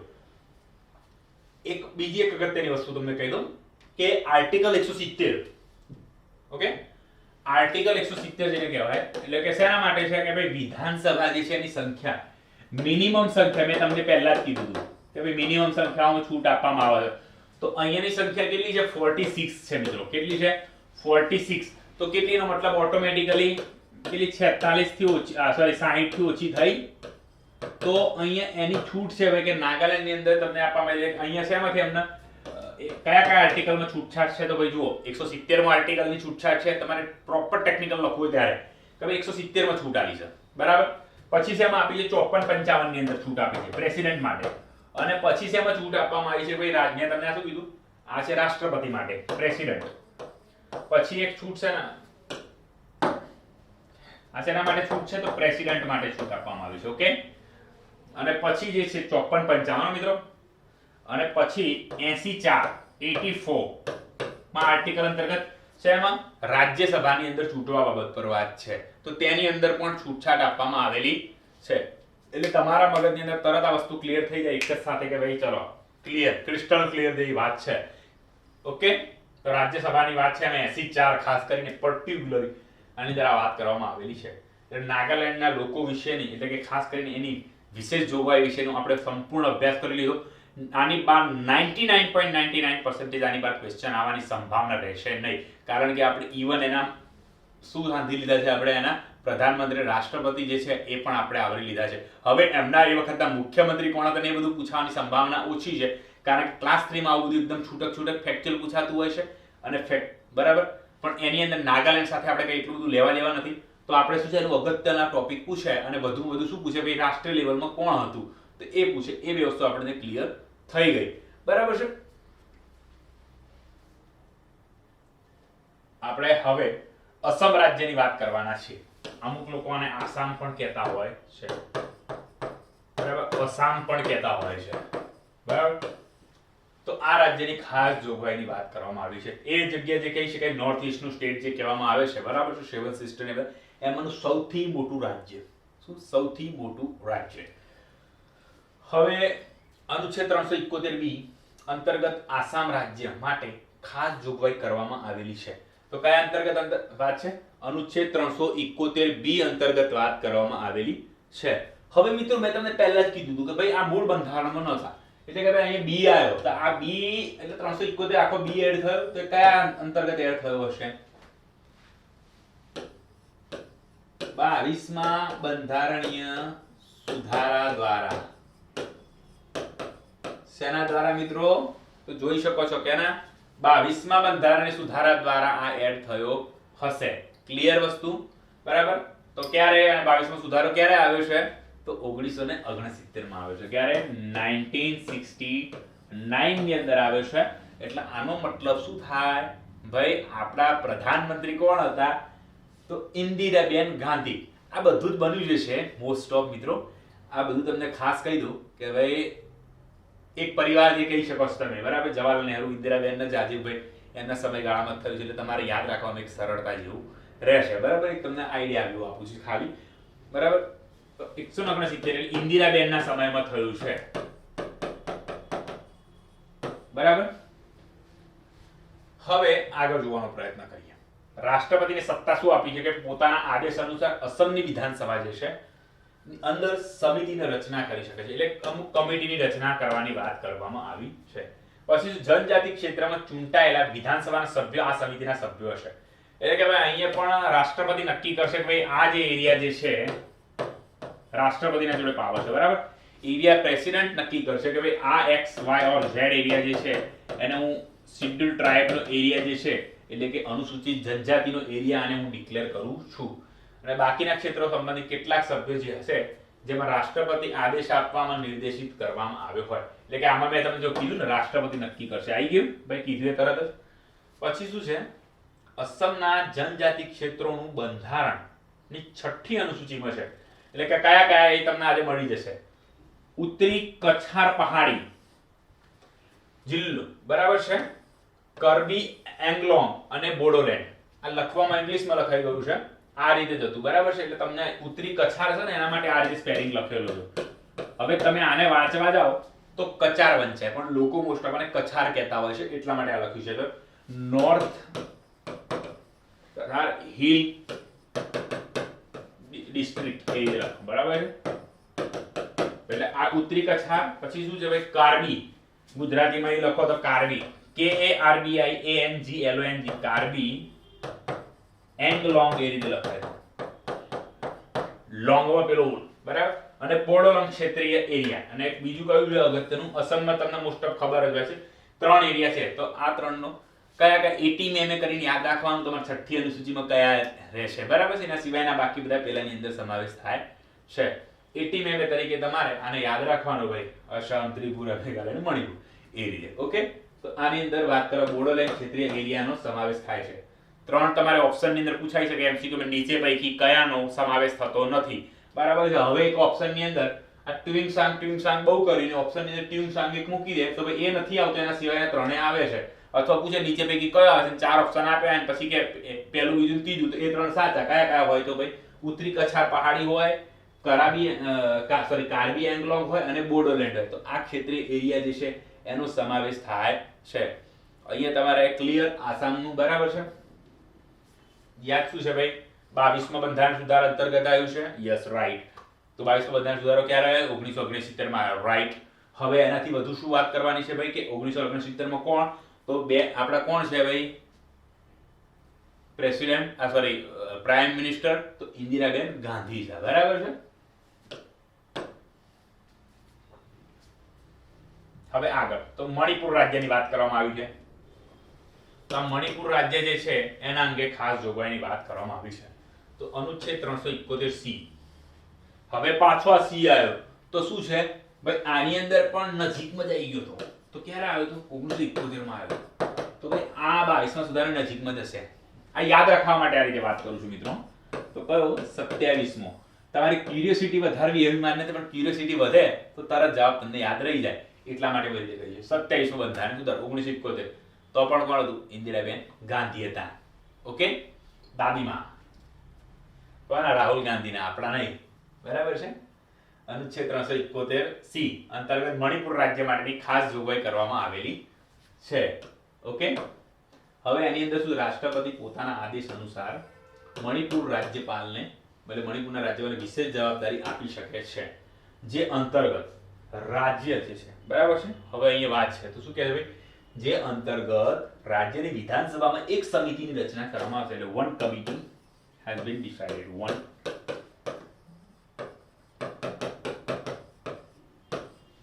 રચના કરવામાં આવે છે જે રાજ્યના પર્વતીય ક્ષેત્રમાંથી ચૂંટાઈને આવે વિધાનસભાના સભ્યો દ્વારા બનાવેલી હોય. શું છે જુઓ, આવા આ જે શું છે ભાઈ? એક સમિતિની રચના કરવાની છે, આના જેવું જ છે અહીંયા, બરાબર છે? પણ અહીંયા અગત્યનું શું છે? પર્વતીય ક્ષેત્રમાં ચૂંટાયેલા વિધાનસભાના સભ્યો નક્કી કરે તો આ પર્વતીય ક્ષેત્ર કોણ નક્કી કરે છે? Hill area. આ હિલ એરિયા ગણાશે કે નહીં, તો એ નક્કી કરવાનું કામ અહીંયા પણ પ્રેસિડેન્ટ કરે છે. એટલે કે ભાઈ હાલ કરવાની વાત આવે તો કોણ કરશે? હાલમાં રામનાથ કોવિંદ સાહેબ કરશે. કોણ કરશે? રામનાથ કોવિંદ સાહેબ કરશે. બરાબર. એ વખતે વાત તો વીવી ગિરી સાહેબ કરતા. શું એ વખતે વાત તો વીવી ગિરી સાહેબ કરતા. હવે રાજ્યપાલ જે છે એ દર વર્ષે પર્વતીય ક્ષેત્ર સંબંધિત રિપોર્ટ રાષ્ટ્રપતિને આપશે. એટલે કે અહીંયા એક જે છે એ આમને રિસ્પોન્સિબિલિટી આપવામાં આવી છે, દાયિત્વ જે કહેવામાં આવ્યું છે એ આપવામાં આવ્યું છે. બરાબર છે. પર્વતીય ક્ષેત્ર એટલે હિલ એરિયા જે કહો તમે, રાષ્ટ્રપતિને આપશે. કોને આપશે? પ્રેસિડેન્ટ. પછી રાજ્યના પહાડી ક્ષેત્રમાં વહીવટ સંબંધમાં કેન્દ્ર સરકાર રાજ્ય સરકારને જરૂરી દિશા નિર્દેશો આપશે. એટલે ભાઈ અહીંયા જે કેન્દ્ર છે એને થોડુંક શક્તિશાળી થોડું બનાવવાની વાત કરી છે કે ભાઈ શું છે ભાઈ સરકાર અમુક દિશા નિર્દેશો આપશે. કોને? તો ભાઈ કે સ્ટેટ ગવર્મેન્ટના. ક્યારે? તો ભાઈ સેન્ટ્રલ ગવર્મેન્ટ કોને આપશે? સ્ટેટ ગવર્મેન્ટના આપશે. તો આ વસ્તુ આનાથી અલગ છે. શું આનાથી અલગ છે? આના. બરાબર. પણ અહીંયા શું છઠ્ઠી અનુસૂચિમાં અમુક આલી દીધા છે આના. બરાબર છે. તો આને એની અંદર આની અંદર બતાયા છે નહીં હજી. બરાબર. પછી હવે આંધ્રપ્રદેશ અને તેલંગાણા રાજ્યની વાત કરવામાં આવી ગઈ છે. તો આપણે ડી અને ઈ પહેલા જ વાત કરી હતી મિત્રો, તમને યાદ હોય તો. ડી અને અહીં ડી ની અંદર પણ એવા પ્રોવિઝન આપવામાં આવે છે ને એક કેન્દ્રીય વિદ્યાલય સ્થાપવાની એ બાબત પર ચર્ચા કરવામાં આવી છે. એટલે કે આ બે જે છે એ પણ ખૂબ અગત્યના છે. આંધ્રપ્રદેશની ખાસ અગત્યતા કેમ? તો એની અગત્યતા બાબત પર હું માત્ર એટલું જ કહીશ કે ચંદ્રબાબુ નાયડુનું તમે નામ સાંભળ્યું છે. એનડીએ ની સાથે જોડાયેલા હતા. બરાબર છે. નેશનલ ડેમોક્રેટિક અલાયન્સ એટલે કે જેનું હેડ અત્યારે બીજેપી છે. ઓકે. એનડીએ સાથે જોડાયેલા હતા. ત્યારે હવે થાય છે શું મિત્રો કે ભાઈ એનડીએ સાથે જોડાયા હતા પણ એ વિશેષ રાજ્યનો દરજ્જો માંગ, વિશેષ શ્રેણીના રાજ્યનો. બરાબર. અને અમુક બધું માંગતા હતા. બરાબર છે. આની અંદર એવી જોગવાઈઓ છે એ મુજબ માંગતા હતા કે જે પણ કહો તમે. બરાબર. ત્યારે એમને મળી ન શક્યું. એટલે ભાઈ એ શું કરે કે હું છૂટો થઈ જાઉં છું હવે તમારી પાસેથી. હવે મારે તમારી સાથે રહેવું નથી કે ભાઈ મને જે છે આવ્યો છે પણ ફાયદો કઈ થતો નથી, હું તમારી સાથે જોડાવું કેમ? કે ભાઈ બિહારના જે છે અત્યારે આરજેડી એ પ્રશ્ન ના કરે કે તમે હજી કશું અપાઈ નહીં શક્યા અમને, કારણ કે બિહાર તો એક લેન્ડલોક સ્ટેટ છે. લેન્ડલોક નો મતલબ ખબર છે ને? લેન્ડલોક એટલે કે જે રાજ્યની દરેક બધી બાજુ જમીન હોય તેનો મતલબ લેન્ડ થી એટલે કે જમીનથી લોક છે. આનો મતલબ દેશી ભાષામાં કહેવા તો જમીનથી લોક છે ભાઈ. તો જમીનથી લોક કઈ રીતે? કે બધી બાજુ જમીન હોય તો જ લોક હોય. એટલે આનો મતલબ કોઈ બાજુ દરિયા કિનારો મળતો નથી. અને ડબલ ચલો તો પછી આજનો એક બીજો પ્રશ્ન થઈ ગયા, આપણા ટોપિકનો નથી પણ છતાં વિશ્વમાં લેન્ડલોક દેશ કેટલા છે અને ડબલ લેન્ડલોક જેને કહેવા જઈએ છીએ એ પણ કેટલા છે? એટલે કે ડબલ લેન્ડલોક કોને? કે ભાઈ લેન્ડલોક સ્ટેટ જે છે એવા બે જ રાજ્યો છે, સોરી બે જ કન્ટ્રી છે. બરાબર. ડબલ લેન્ડલોક તો ભાઈ લેન્ડલોક ને પણ લેન્ડલોક હોય એટલે ખબર પડી. આ બિહારને ફોર એક્ઝામ્પલ ઝારખંડ જે છે બરાબર એ લોક કરે છે. બરાબર છે. હવે ઝારખંડ, યુપી એમ કરીને બે ત્રણ, ઝારખંડ નીચે આવશે. કહેશે કે સાહેબ તમે તો ખોટું કહો. ઝારખંડ આ બાજુ યુપી આવશે. બરાબર છે. ઉપરના ભાગે આ બાજુ એમપી આવશે. બરાબર. એ રીતે બધા આવશે. તો આ ફોર એક્ઝામ્પલ 3 સ્ટેટ આને કવર કરી રહ્યા છે બિહારને. તો ભાઈ આમાંથી આ ઝારખંડ જે છે એને પણ ફોર એક્ઝામ્પલ અડતો નથી, છત્તીસગઢ કે બીજું ગમે તે હોય. તો ઝારખંડને પણ એવા બીજા 2-3 સ્ટેટ જે છે એ બધા લોક કરે છે. આને પણ દરિયો નથી મળતો. તો બિહારનો મતલબ શું? બિહાર ડબલ લેન્ડલોક સ્ટેટ થયું એવું કહેવાય. ચલો આપણે જીઓગ્રાફીમાંથી બહાર આવી જઈએ. જીઓગ્રાફીની અંદર વૈશાલી મેડમ જે છે એ ખૂબ જ અનુભવી ટીચર છે. એમના પણ એવું કહેવાય છે કે એમનો સિલેબસમાંથી કરો તમે તો જીપીએસસી ની અંદર તો ખાસ કરીને ભાઈ એમને ભણાયેલામાંથી બહાર જવાની સંભાવના એકદમ શૂન્યતાની નજીક કહી શકાય. કોઈ પણ ગેરંટી ન આપી શકાય પણ શૂન્યતાની નજીક એવું કહી શકો તમે કે મોસ્ટ ઓફ બધું પૂછાઈ જાય. હવે કારણ આપણે જાણીએ છીએ કે મેરિટ કેટલે અટકે છે ભાઈ? 400 માંથી 150 એની આપણે 150 નો વખત મેક્સિમમ આશરો રાખીએ 139 અટકી દીધું જીપીએસસી નું. બરાબર. તો શું થાય આપણે ફાયદો ભાઈ મિત્રો તમને કે ભાઈ આ મેડમે ભણાવ્યું તમને ફોર એક્ઝામ્પલ જીઓગ્રાફી 50 માર્ક ને 50-50 છે તો આમાંથી 45 માર્ક નો તો તમારે આવી જ જાય. અને આ જે 40 માર્ક 5 માર્ક નું જે છે ને તો કોઈને આવડતું નથી હોતું એવું હોય છે. બરાબર. એ તમને ફાયદો થઈ શકે. હવે આપણે ડીન ઈ ની વાત કરી તો ડીન ઈ ક્યારે એડ થયા હતા? તો 32 માં બંધારણ સુધારા અંતર્ગત એડ કરવામાં આવ્યા હતા. કયા સુધારા અંતર્ગત એડ કર્યા હતા મિત્રો? 32 માં. હવે 32 માં બંધારણ સુધારો ક્યારે આવ્યો? તો તરત એ વખત તો તમને ખબર છે મેં તમને બેઝિક સ્ટ્રક્ચર ભણાવ્યું છે, આપણી એપ્લિકેશનમાં એ લેક્ચર અવેલેબલ છે. તો ધાર કરીને એમને શું કરે છે? ફાયરિંગ કરતા એમ બંધારણ સુધારા પર ફાયરિંગ કરી દીધું. અને 19 એટલા માટે બહુ વચ્ચે થઈ ગયા. તો ખાલી 2 જ વર્ષની અંદર જુઓ પેલું 27 થી સીધા તમે ક્યાં પહોંચ્યા? 5 વચ્ચે બદલી ગયા. જો 22 થી 27 27 થી સીધા 73, એટલે આ 32મું. અને હજી તમે જુઓ તો ખરા 76 ની અંદર તો 44 પોકી જાય છે. એ પણ જુઓ તમે શું થાય 44 તો 76, એટલે 3 વર્ષની અંદર તો કેટલા 12 બીજા બંધારણ સુધારા આવી જાય છે. એટલે ધડાધડ સોરી 42 માં માફ કરજો, એટલે કે 10 સુધારા આવી જાય છે. એટલે ફટાફટ સુધારા થઈ રહ્યા છે. એટલે એટલા માટે બરાબર. એટલે આને તમારે કયા કયા છે 22મું ભણ્યા, પછી આપણે કયા કયા સુધારા ભણ્યા 7, પછી કયો ભણ્યા ભાઈ 13, પછી 22 સોરી પછી 27 અને હવે 32મું ભણી રહ્યા છીએ. ઓકે, હવે આની અંદર શું કહે છે જુઓ તમે ખાલી કે ભાઈ રાષ્ટ્રપતિને અધિકાર શું પ્રાપ્ત છે કે રાજ્ય જુદા જુદા ક્ષેત્રો રહેવા કરતા લોકો માટે શિક્ષણ અને રોજગારના સમાન અવસરો ઉપલબ્ધ કરાવવા માટેની ઉચિત વ્યવસ્થા કરે અને રાષ્ટ્રપતિ જુદા જુદા ક્ષેત્ર માટે જુદા જુદા પ્રકારની જોગવાઈઓ કરી શકે છે. અહીંયા તમે જુઓ મિત્રો કે શું કહે છે ભાઈ રાષ્ટ્રપતિ અધિકાર પ્રાપ્ત આપ્યા છે કે ભાઈ ત્યાંના લોકલ રહેવાસી જે લોકો છે એમને શિક્ષણની અંદર ફાયદો થાય, એમના રોજગારની અંદર ફાયદો થાય, એના માટે સમાન અવસરો ઉપલબ્ધ કરાવે. એમ શું કરાવે? સારા એવા એમના અવસરો ઉપલબ્ધ કરાવે અને એના માટેની ઉચિત વ્યવસ્થા કરે, સારી વ્યવસ્થા કરે. રાષ્ટ્રપતિ જુદા જુદા ક્ષેત્રો માટે જુદા જુદા પ્રકારની જોગવાઈ કરી શકે. એટલે ડિફરન્ટ એરિયા આમાં એરિયા પછી પાડી શકે છે ભાઈ આના આ રીતે બરાબર. અને હું તમને કહી દઉં કે આ અહીંયા તેલંગાણા લખ્યું છે. તેલંગાણા તો 2014 ની અંદર જ અલગ રાજ્ય બન્યું અને હૈદરાબાદ એની જોડે જતું રહ્યું. શું થયું છે? એની જોડે હૈદરાબાદ જતું રહ્યું છે. એટલે કર્ણાટક હૈદરાબાદ માટે પણ એક અલગ જ માંગણી કરવામાં આવી હતી બરાબર છે. એ પણ તમને અત્યારે હું થોડી જ વારમાં સમજાવીશ બરાબર છે. તો હવે તમે જુઓ અહીંયા કે ભાઈ પછી શું છે રાષ્ટ્રપતિ ઈચ્છે બરાબર છે તો સ્થાનિક ક્ષેત્ર માટે નવી સિવિલ સેવા, એટલે કે ભાઈ કે એમને આ એક સિવિલ સર્વિસ વસ્તુની જરૂર પડી છે આ સેવાની બરાબર છે. આ જગ્યાએ કે આ પદની જરૂર છે, એક પછોટિયા જેવું પદ હોય બરાબર છે. હવે વાત સાંભળો તમે કે ભાઈ અમુક જગ્યાએ એસપી ની જગ્યાએ એસએસપી શબ્દનો ઉપયોગ થાય છે બરાબર છે. તો ગુજરાતની અંદર બધા તમે ઓછું સાંભળતા હશે એસએસપી. એટલે એસપી જે છે એ જિલ્લાનો વડો હોય, પણ અમુક રાજ્ય એવા છે કે ત્યાં ભાઈ એસએસપી નું પદ આપવામાં આવે, સિનિયર સુપ્રિન્ટેન્ડન્ટ ઓફ પોલીસ હોય એવું. તો સિનિયર સુપ્રિન્ટેન્ડન્ટ ઓફ પોલીસ છે તો એનાથી ફાયદો થશે ભાઈ કે એના કારણ શું કે એક વધારે અનુભવી વ્યક્તિ જે છે બરાબર છે એના ડાયરેક્ટ એસપી માંથી જે ઉપરની બઢતી હોય એ નહીં આપવી, પણ એસએસપી નું આપો એના અનુભવના કારણે. કારણ કે એસપી થી ફોર એક્ઝામ્પલ લઉં છું કે કંઈક આ ઉપરનું જે એનું પદ છે રેગ્યુલર બરાબર જનરલ રાજ્યમાં, એના માટે જવા માટે 7 વર્ષનો અનુભવ જોઈએ અને આ એસપી જે છે એને 5 વર્ષનો અનુભવ છે. તો ભાઈ આને શું કરશે? એસએસપી નું પદ આપીને મોકલે. એ રીતે ખાલી વાત છે. કાં તો ભાઈ આખી નવી સિવિલ સેવા કે ઇન્ડિયન ફોરેસ્ટ સર્વિસ જેમ રાજ્યસભાએ કરી પાસ કરીને બનાવી એમ નવી સેવા પણ એ બનાવી શકે છે. એટલે કે આ બંને જે છે એમની પાસે એક પ્રકારે છૂટ જેવું છે બરાબર છે. પછી શું છે શૈક્ષણિક સંસ્થા જે છે એ ક્ષેત્રના વ્યક્તિઓને અલગ અનામતની જોગવાઈ કરી શકે છે. એટલે કે ભાઈ ત્યાંના લોકો જે છે એમના માટે કે ભાઈ આંધ્રપ્રદેશનું છે, આંધ્રપ્રદેશ માટે ભાઈ 70% અનામત છે કે ભાઈ અમારા 70% સીટો જે છે આંધ્રપ્રદેશ જ ભરશે. એ રીતની શૈક્ષણિક સંસ્થાઓમાં કરી શકાય. પછી શું રાષ્ટ્રપતિ રાજ્યના સિવિલ સેવકોની ફરિયાદ, એટલે કે હવે આના જુઓ ત્યાંના સિવિલ સેવકોની ફરિયાદ માટે આખું અલગ છે.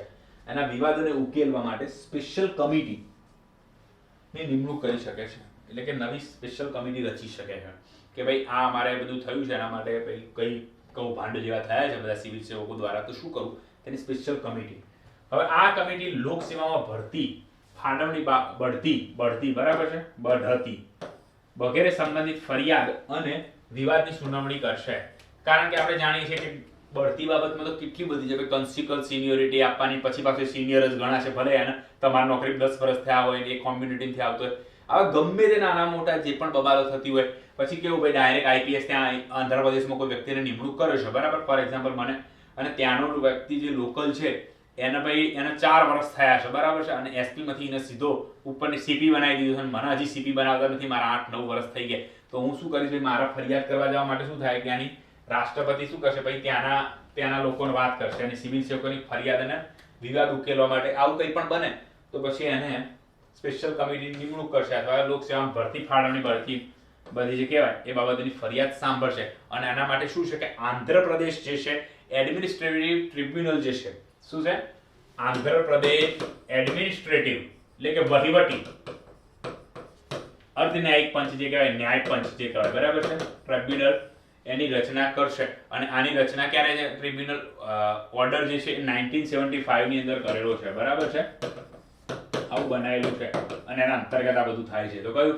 આંધ્રપ્રદેશ અને ગુજરાતીમાં લખવું હોય તમારે તો વહીવટી લખવાનું તો એડમિનિસ્ટ્રેશન અને ન્યાયપંચની જગ્યાએ ટ્રિબ્યુનલ ઓર્ડર 1975 તો શું છે ભાઈ આંધ્રપ્રદેશ એડમિનિસ્ટ્રેટિવ ટ્રિબ્યુનલ હવે જો અહીંયા મેં આ લખ્યું તે રીતે લખું છું અહીંયા એપી કરી દો બરાબર છે આંધ્રપ્રદેશ એડમિનિસ્ટ્રેટિવ ટ્રિબ્યુનલ ઓર્ડર 1975 શું છે ભાઈ એના અંતર્ગત આ બધું થાય છે બરાબર પછી છેલ્લે શું કહે છે ભાઈ 371 સંસદની આંધ્રપ્રદેશ રાજ્યમાં કેન્દ્રીય વિદ્યાલય સ્થાપવાનો અધિકાર આપવામાં આવ્યો છે શું કરવામાં આવ્યો છે ભાઈ 371 અંતર્ગત શું છે સંસદની આંધ્રપ્રદેશ રાજ્ય જે છે બરાબર એની અંદર આપવામાં અધિકાર આપવામાં આવેલો છે તો શું આપવામાં આવ્યું છે કે ભાઈ એના નવી કેન્દ્રીય વિદ્યાલય જે છે સેન્ટ્રલ યુનિવર્સિટી રચવી હોય એના માટેની વાત કરવામાં આવેલી છે તો ભાઈ સેન્ટ્રલ યુનિવર્સિટી રચવાની વાત કરી છે તો એના માટે શું છે આ અંતર્ગત કરી શકે છે અધિકાર આપવામાં આવ્યો છે સંસદને ઓકે પછી એક અગત્યની વસ્તુ તો ભાઈ આ 2014 અંતર્ગત તેલંગાણા અલગ બની ગયું તેલંગાણાને બધું મળ્યું તો ખરું પણ તમે હું પાછળ ભણવાનું આવશે તો કર્ણાટક અને હૈદરાબાદ આવશે બે બરાબર છે એમના માટે 98મો બંધારણ સુધારો 2012માં થયો એટલે 371 જે આવ્યો બરાબર અને હૈદરાબાદના કર્ણાટક વિકાસ માટે સ્પેશિયલ વિકાસ બોર્ડ જે છે જેમ ગુજરાત માટે વિકાસ બોર્ડ છે ને અમુક અમુક એરિયા માટે કીધું અને પછી બાકીના ગુજરાત માટે પણ છે એ વસ્તુ અહીંયા થઈ શકે છે અને વિકાસ ડેવલપમેન્ટ કાઉન્સિલ તો ખરેખર તો હોવી જ જોઈએ જેથી કે બૂથ લેવલ પર કામ થાય પણ અત્યારે હાલ એનું મહત્વ કેમ ઘટી ગયું છે કારણ કે ભાઈ આનું જો તમે 73 અને 74 નો સુધારો છે એના માટે છે it is a one kind of decentralisation એટલે કે વિકેન્દ્રીકરણ થયું છે એટલે સત્તા જે છે માત્ર ને માત્ર વિધાનસભાના સભ્યો એટલે કે ધારાસભ્યો જે છે અથવા વિધાન પરિષદ જ્યાં હોય વિધાન પરિષદના સભ્યો પાસે નથી પરંતુ કોની પાસે છે ભાઈ પંચાયતના લોકો પાસે છે તાલુકા પંચાયતનો સભ્યો હોય એની પાસે છે એનો પ્રમુખ પાસે છે એટલે કે સત્તા જે છે ઉપરથી નીચે આ રીતે આખું વહેંચાઈ રહી છે સત્તા વહેંચાતી આવી રહી છે એટલે પોર્ટફોલિયો જે છે વહેંચાઈ રહ્યા છે પોર્ટફોલિયો શબ્દને પ્રથમ ક્યાં પ્રયોગ થયો હતો 1858 ની અંદર વાત કરવામાં આવેલી હતી બરાબર છે પછી સોરી કાર્ય કર્યું લોર્ડ કેનિંગે કર્યો હતો બરાબર હવે આગળ જઈએ તો શૈક્ષણિક સંસ્થાઓનું પતી ગયું 371 પતી ગયું આંધ્રપ્રદેશ સુધી આપણે આ પૂરું થઈ ગયું તો 32માં સુધારો જે છે એની પણ આપણે હવે ચર્ચા કરી લીધી હવે હું ખાલી પાણી પી લઉં છું માત્ર એક જ મિનિટ બરાબર છે મિત્રો અને આપણે આગળ વધી રહ્યા છીએ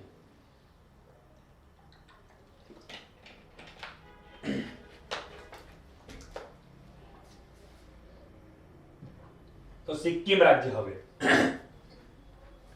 તો સિક્કિમ રાજ્યની વાત કરવામાં આવી છે તો શું કીધું છે ભાઈ 371 એફ તો અહીંયા સર તમે કઈ વાત કરશો કે ભાઈ 371 એફ એટલે શું મારું નામ કૃણાલ પટેલ છે એકચ્યુઅલી માં તમે ભાઈ કહેશો તો વિચારશે સર એવું જરૂર નથી કૃણાલભાઈ ભાઈ 371 એફ તો ભાઈ આ રાજ્ય જે છે એની સ્ટોરી તમને ખબર છે કે પહેલા અર્ધ રાજ્ય એટલે કે એસોસિએટ સ્ટેટ જે પ્રકારે કહી શકાય ખાસ કરીને એટલે કે મદદકૃત રાજ્ય જે પણ તમે શબ્દ ઉપયોગ કરો બરાબર સહભાગી રાજ્ય બરાબર એ રીતે જોડાયું હતું કયા બંધારણ સુધારા અંતર્ગત તો ભાઈ 34 માં બરાબર છે પછી શું થયું ભાઈ પૂર્ણ રાજ્ય સાથે આપણી સાથે જોડાયું બરાબર એટલે એ જ વખતે જે કહી શકાય 371 36માં બંધારણ સુધારા અંતર્ગત જે છે સિક્કિમ રાજ્ય આપણા જોડે જોડાઈ ગયું હવે સિક્કિમ રાજ્યની વિધાનસભામાં ઓછામાં ઓછી સભ્ય સંખ્યા કેટલી રહેશે એના વિશે વાત કરવામાં આવી છે તો એના માટે ઓછામાં ઓછા 30 સભ્યો રહેશે કેટલા રહેશે મિત્રો સિક્કિમની અંદર તો આ એક એમને સ્પેશિયલ છૂટછાટ આપવામાં આવેલી છે કે ભાઈ સિક્કિમ રાજ્ય જે છે એની અંદર ઓછામાં ઓછા જે છે આટલા સભ્યો રહેશે અને રહેશે બરાબર છે 36માં બધા સુધારા અંતર્ગત આવી ગયું પછી એની અંદર કીધું ભાઈ તમારા સંસદીય ક્ષેત્રની અંદર આટલા 30 સભ્યો તો ભાઈ રહેશે એટલે અહીંયા પાછું એક વસ્તુ શું થઈ આનો મતલબ કે ભાઈ 30 સભ્યો એટલે શું આર્ટિકલ 170 યાદ કરો તો અહીંયા આર્ટિકલ 170 લાગુ થશે ને એક પ્રકારે આનો મતલબ એવો પણ થાય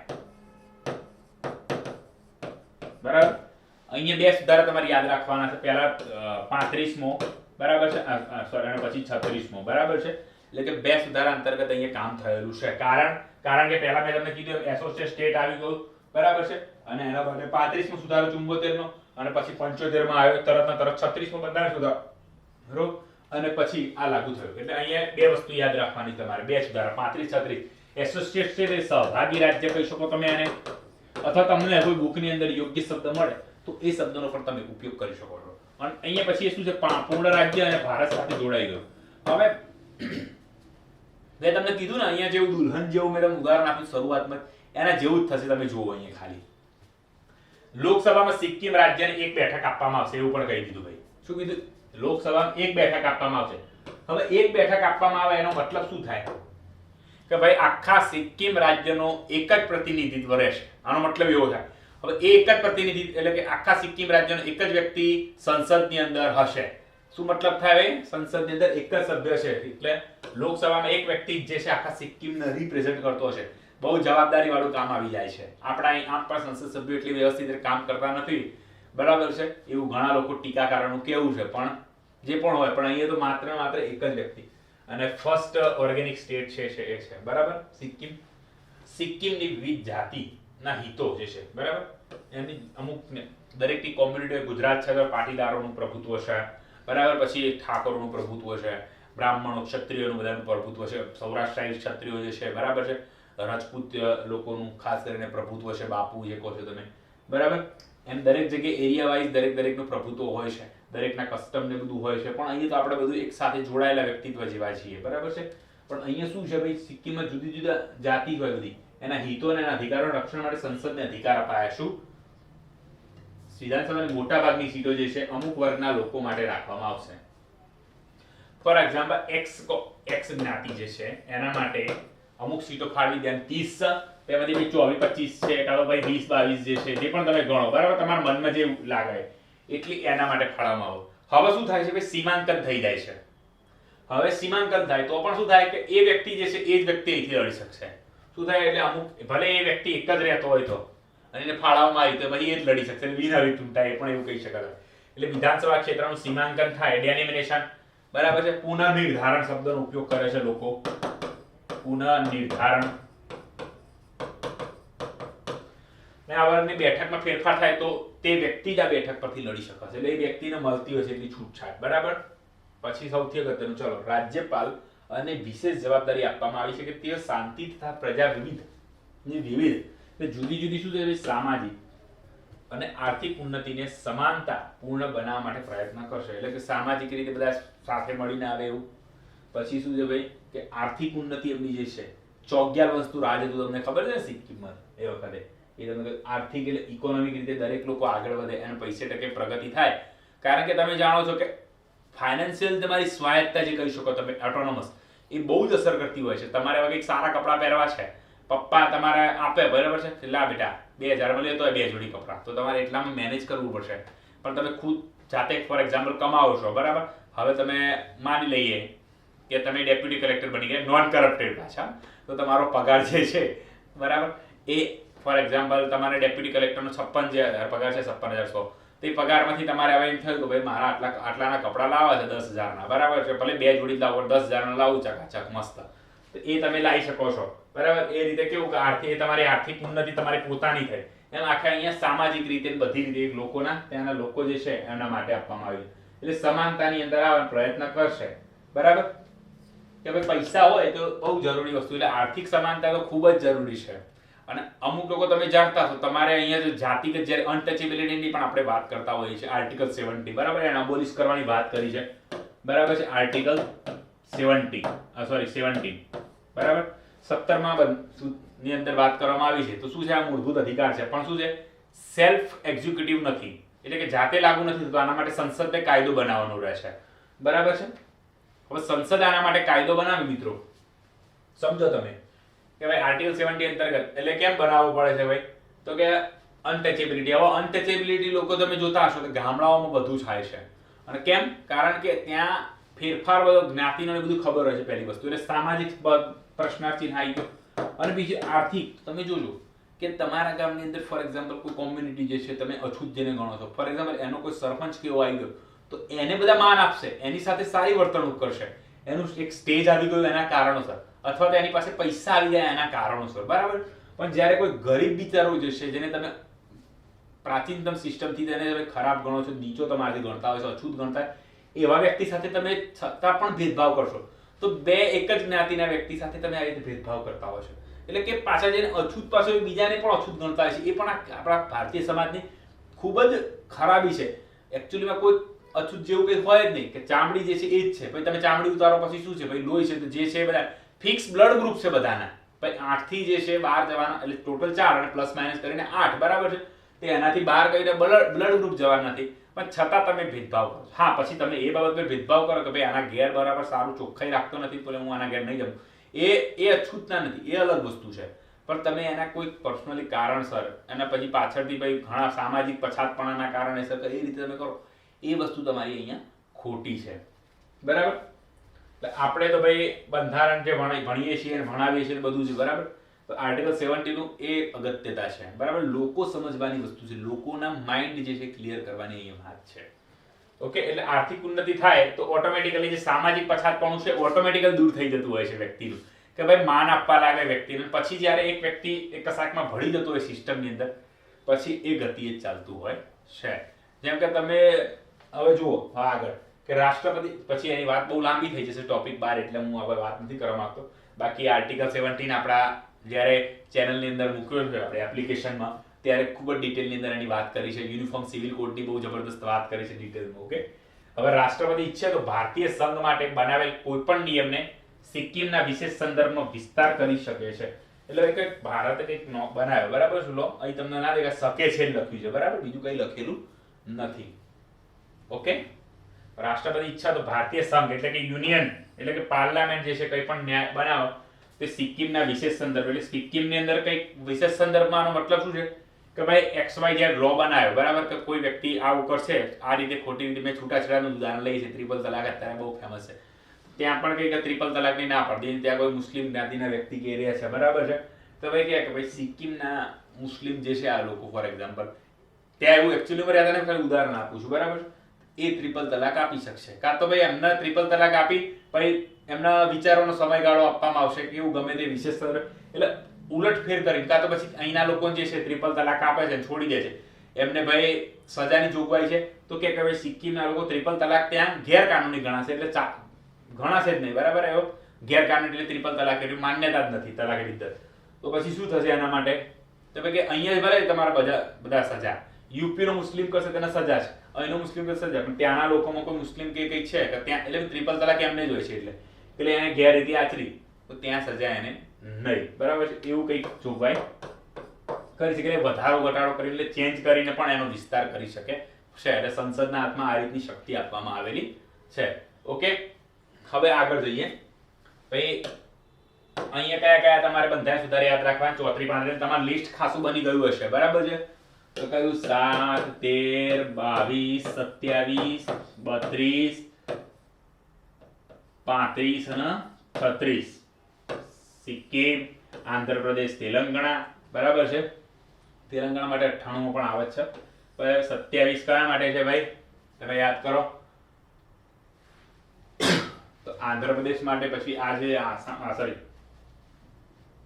માફ કરજો હું પણ ભૂલી ગયો છું, બોલો જોવું પડશે, બરાબર છે. મણિપુર માટે છે, માફ કરજો, બરાબર, મણિપુર માટે છે, બરાબર, 27મો. પછી અસમ, જો હું ભણાવું છું છતાં ભૂલી રહ્યો છું. પછી આ નાગાલેન્ડ, અને આ તો આપણે તો યાદ રહી જશે 7મું, તો ગુજરાત અને મહારાષ્ટ્ર, બરાબર છે. આ રીતે તમને યાદ રાખવાના. સિક્કિમ માટે છે,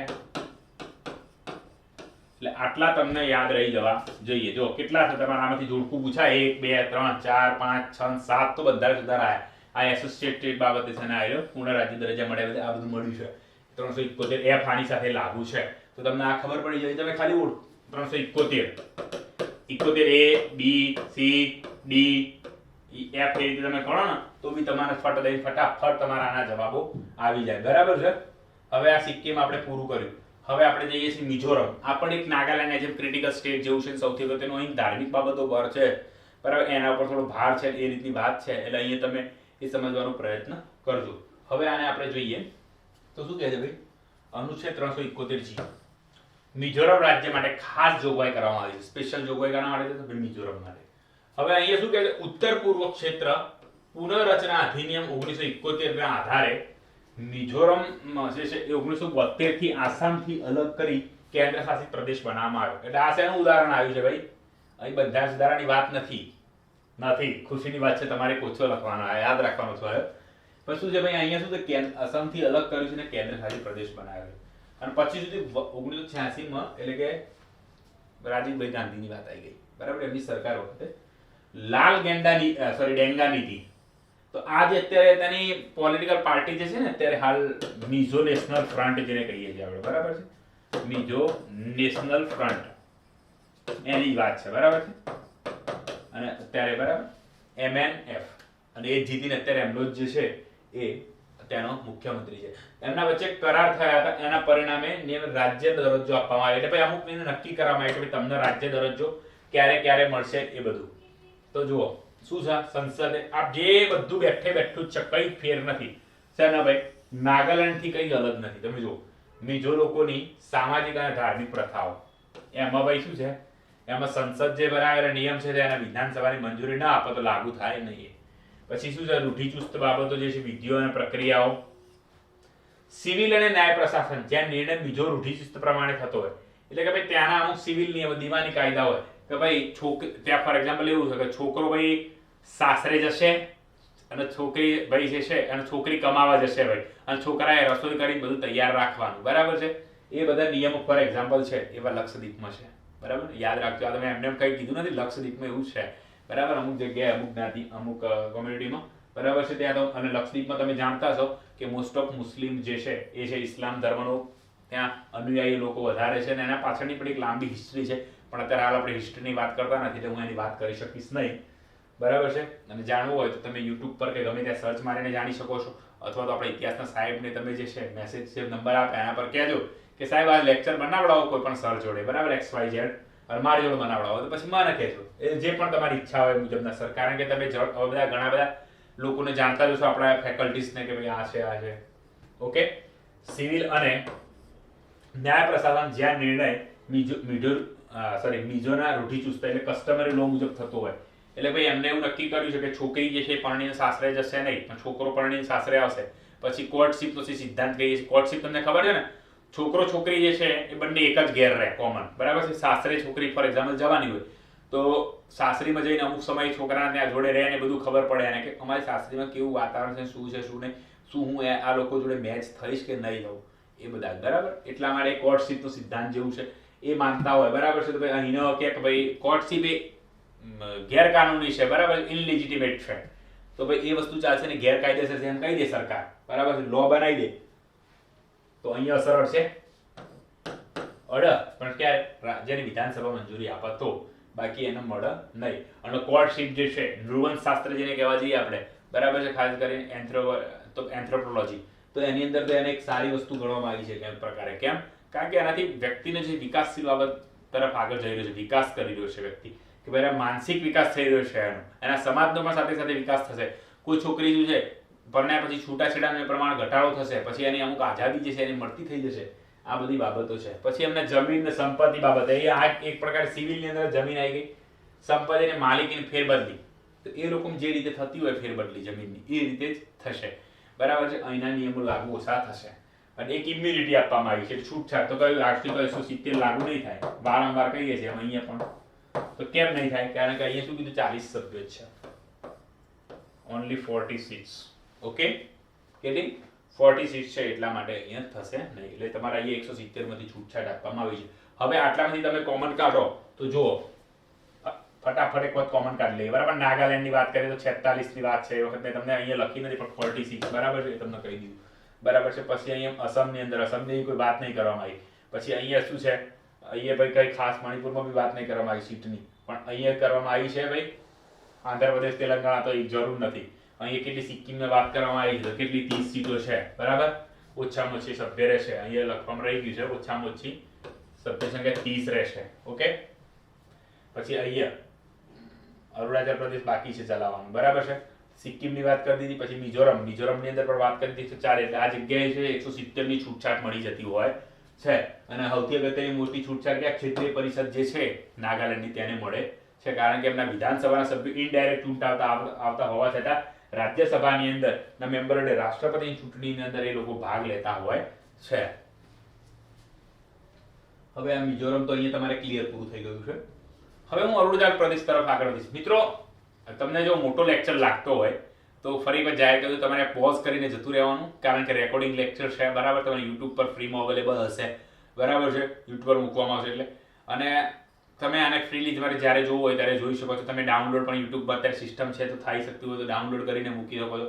અને પછી તમારે જ્યારે તમને એમ લાગે કે ભાઈ હવે મારે ફ્રી છું, થોડું હરી ફરી આવું, ચા પાણી કરતો આવું, થોડું કંટાળી જાય, કારણ કે સતત 45 મિનિટથી ભણવાનું, કારણ કે એક નિયમ છે ભણવાનો પણ અમુક લોકો 45 15 45 નો 45 ભણવાનું, 15 આરામ લેવાનું, 45 ભણવાનું, 15 આરામ લેવાનું. જો કદાચ અમુક લોકો એ નિયમનું પાલન કરતા હોય એ પણ કરી શકો છો તમે, બરાબર. એટલે તમે આની રીતે આગળ વધી શકો છો, સ્ટેડી ગ્રો કરી શકો છો. ઓકે, એટલે હવે અરુણાચલ પ્રદેશની વાત આવી છે તો અરુણાચલ પ્રદેશની વાત કરી લઈએ આપણે. હવે અનુચ્છેદ 371 ની વાત છે. ઓકે, તો અનુચ્છેદ 371 ની અંદર શું કીધું છે? અરુણાચલ પ્રદેશ રાજ્ય જે છે એના માટે ખાસ જોગવાઈ કરવામાં આવી છે. અરુણાચલ પ્રદેશને પહેલા પૂર્વોત્તર સીમાંત એજન્સી કહેવામાં આવતું હતું. તમે જાણો છો પૂર્વોત્તર, નોર્થ ઈસ્ટ ફ્રન્ટિયર એજન્સી,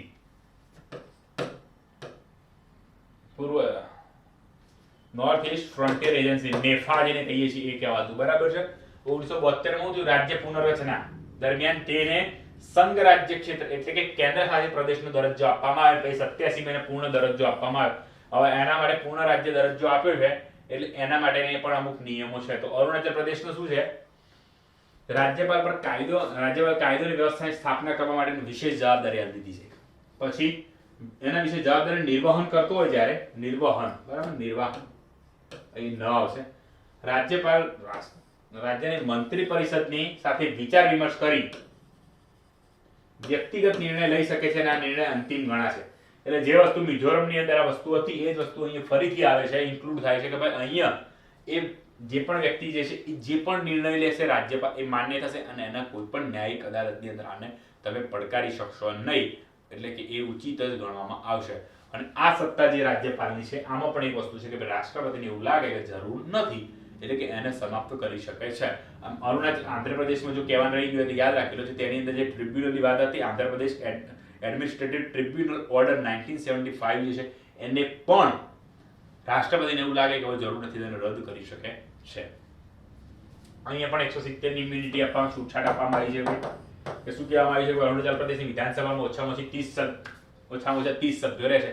એટલે વિધાનસભામાં ઓછામાં ઓછા 30 થી વધારે પણ 60 થી તો ઓછા જ થાય, વધારે બરાબર છે. એટલે અહીંયા એ પણ એક પ્રશ્ન ચિહ્ન આવી ગયો છે કે ભાઈ અહીંયા શું છે, એક પ્રકારની પાછી છૂટ આપવામાં આવેલી છે, બરાબર. એટલે 72 ની અંદર તમારે આ બેસ્ટ યાદ રાખવાની ઓપ્શનમાં કે ભાઈ પૂર્વ આ જે છે એચ જે છે એ કઈ રીતે આવ્યો છે, એમને બંધારણ સુધારો થઈને આવ્યો નથી. તો 72 માં પહેલા પુનર્રચના દરમિયાન છે ને, એટલે કે આનું પણ એક અલગ કમિશન હતું, બરાબર છે. એ પણ તમારે નોટ કરીને તમારે જોઈ લેવાનું. બરાબર, દરજ્જો આપવામાં આવ્યો. 87 માં પૂર્ણ રાજ્યનો દરજ્જો આપવામાં આવી ગયો.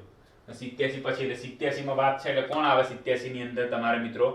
તો અહીંયા કોણ આવી જશે ભાઈ? અરુણાચલ પ્રદેશ માટે રાજીવભાઈ આવી જશે. અને 72 માં તો એમની મમ્મી ઇન્દિરાબેન ખાલી 3 વર્ષ બીજા રહ્યા છે. તો કોણ વચ્ચે? એમાં બી 2 પ્રધાનમંત્રી રહી ગયા, મોરારજીભાઈ દેસાઈ અને ચૌધરી ચરણસિંહ. પણ ચૌધરી ચરણસિંહ એકમાત્ર એવા રાષ્ટ્રપતિ ક્યારે પણ સંસદની અંદર હાજર રહ્યા નથી એમના કાર્યકાળ દરમિયાન પ્રધાનમંત્રીના. ઓકે, પ્રધાનમંત્રીના બરાબર, કિસાન નેતા કહેવાતા હતા એ. પછી શું છે? ગોવા રાજ્ય અંગે જોગવાઈની વાત કરવામાં આવી છે. 371 આઈ ગોવા માટે ખાસ જોગવાઈ. તો ગોવા રાજ્યની વિધાનસભામાં ઓછામાં ઓછા 30 સભ્યો રહેશે. કેટલા અહીં વાત કરવામાં આવી છે? અરુણાચલ પ્રદેશ વાંચી લીધું, મિઝોરમ પૂરું થઈ ગયું ને? ઓકે, કોઈ રાજ્ય રહી ના જવું જોઈએ. 371 આઈ ની વાત છે, આઈ.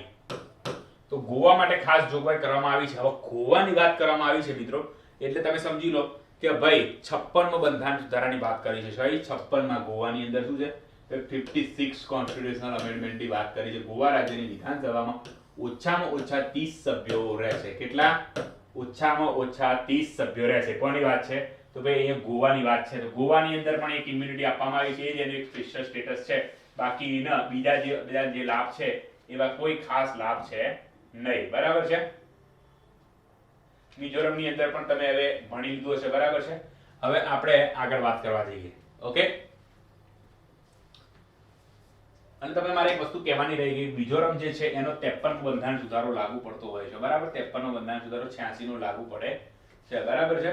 અને આને 56 નો લાગુ પડે છે. પણ 54 માં આને કયો લાગુ પડે છે ભાઈ? ગોવાને. તો ગોવા માટે 56 નો બંધારણ સુધારો લાગુ પડે છે અને 55 મો અરુણાચલ પ્રદેશને લાગુ પડે છે મિત્રો. બરાબર, અહીંયા કહેવાનું રહી ગયું પણ અહીંયા લાગુ પડે 87 માં જે આવ્યો ને એ વખતે બંધારણ સુધારો આવ્યો હતો, બરાબર છે. તો એના માટે એમને 53 માં સુધારો લાગુ પડે છે. 53 પણ 54 અહીંયા વચ્ચે નથી આવતો, પણ બાકી પછી કન્ટિન્યુઅસ જ છે 55 અને 56 ની રીતે, બરાબર છે. અહીંયા અરુણાચલ પ્રદેશના 55 માં લાગુ પડે છે, એટલે પણ અહીંયા પણ એ છૂટ આપવામાં આવી છે. પછી કર્ણાટક અને હૈદરાબાદ માટેની ખાસ જોગવાઈઓની વાત કરવામાં આવેલી છે. તો કર્ણાટક અને હૈદરાબાદ, તો હવે જુઓ તમે, તો શું છે ભાઈ, 371 જે 98મો બંધારણ સુધારો,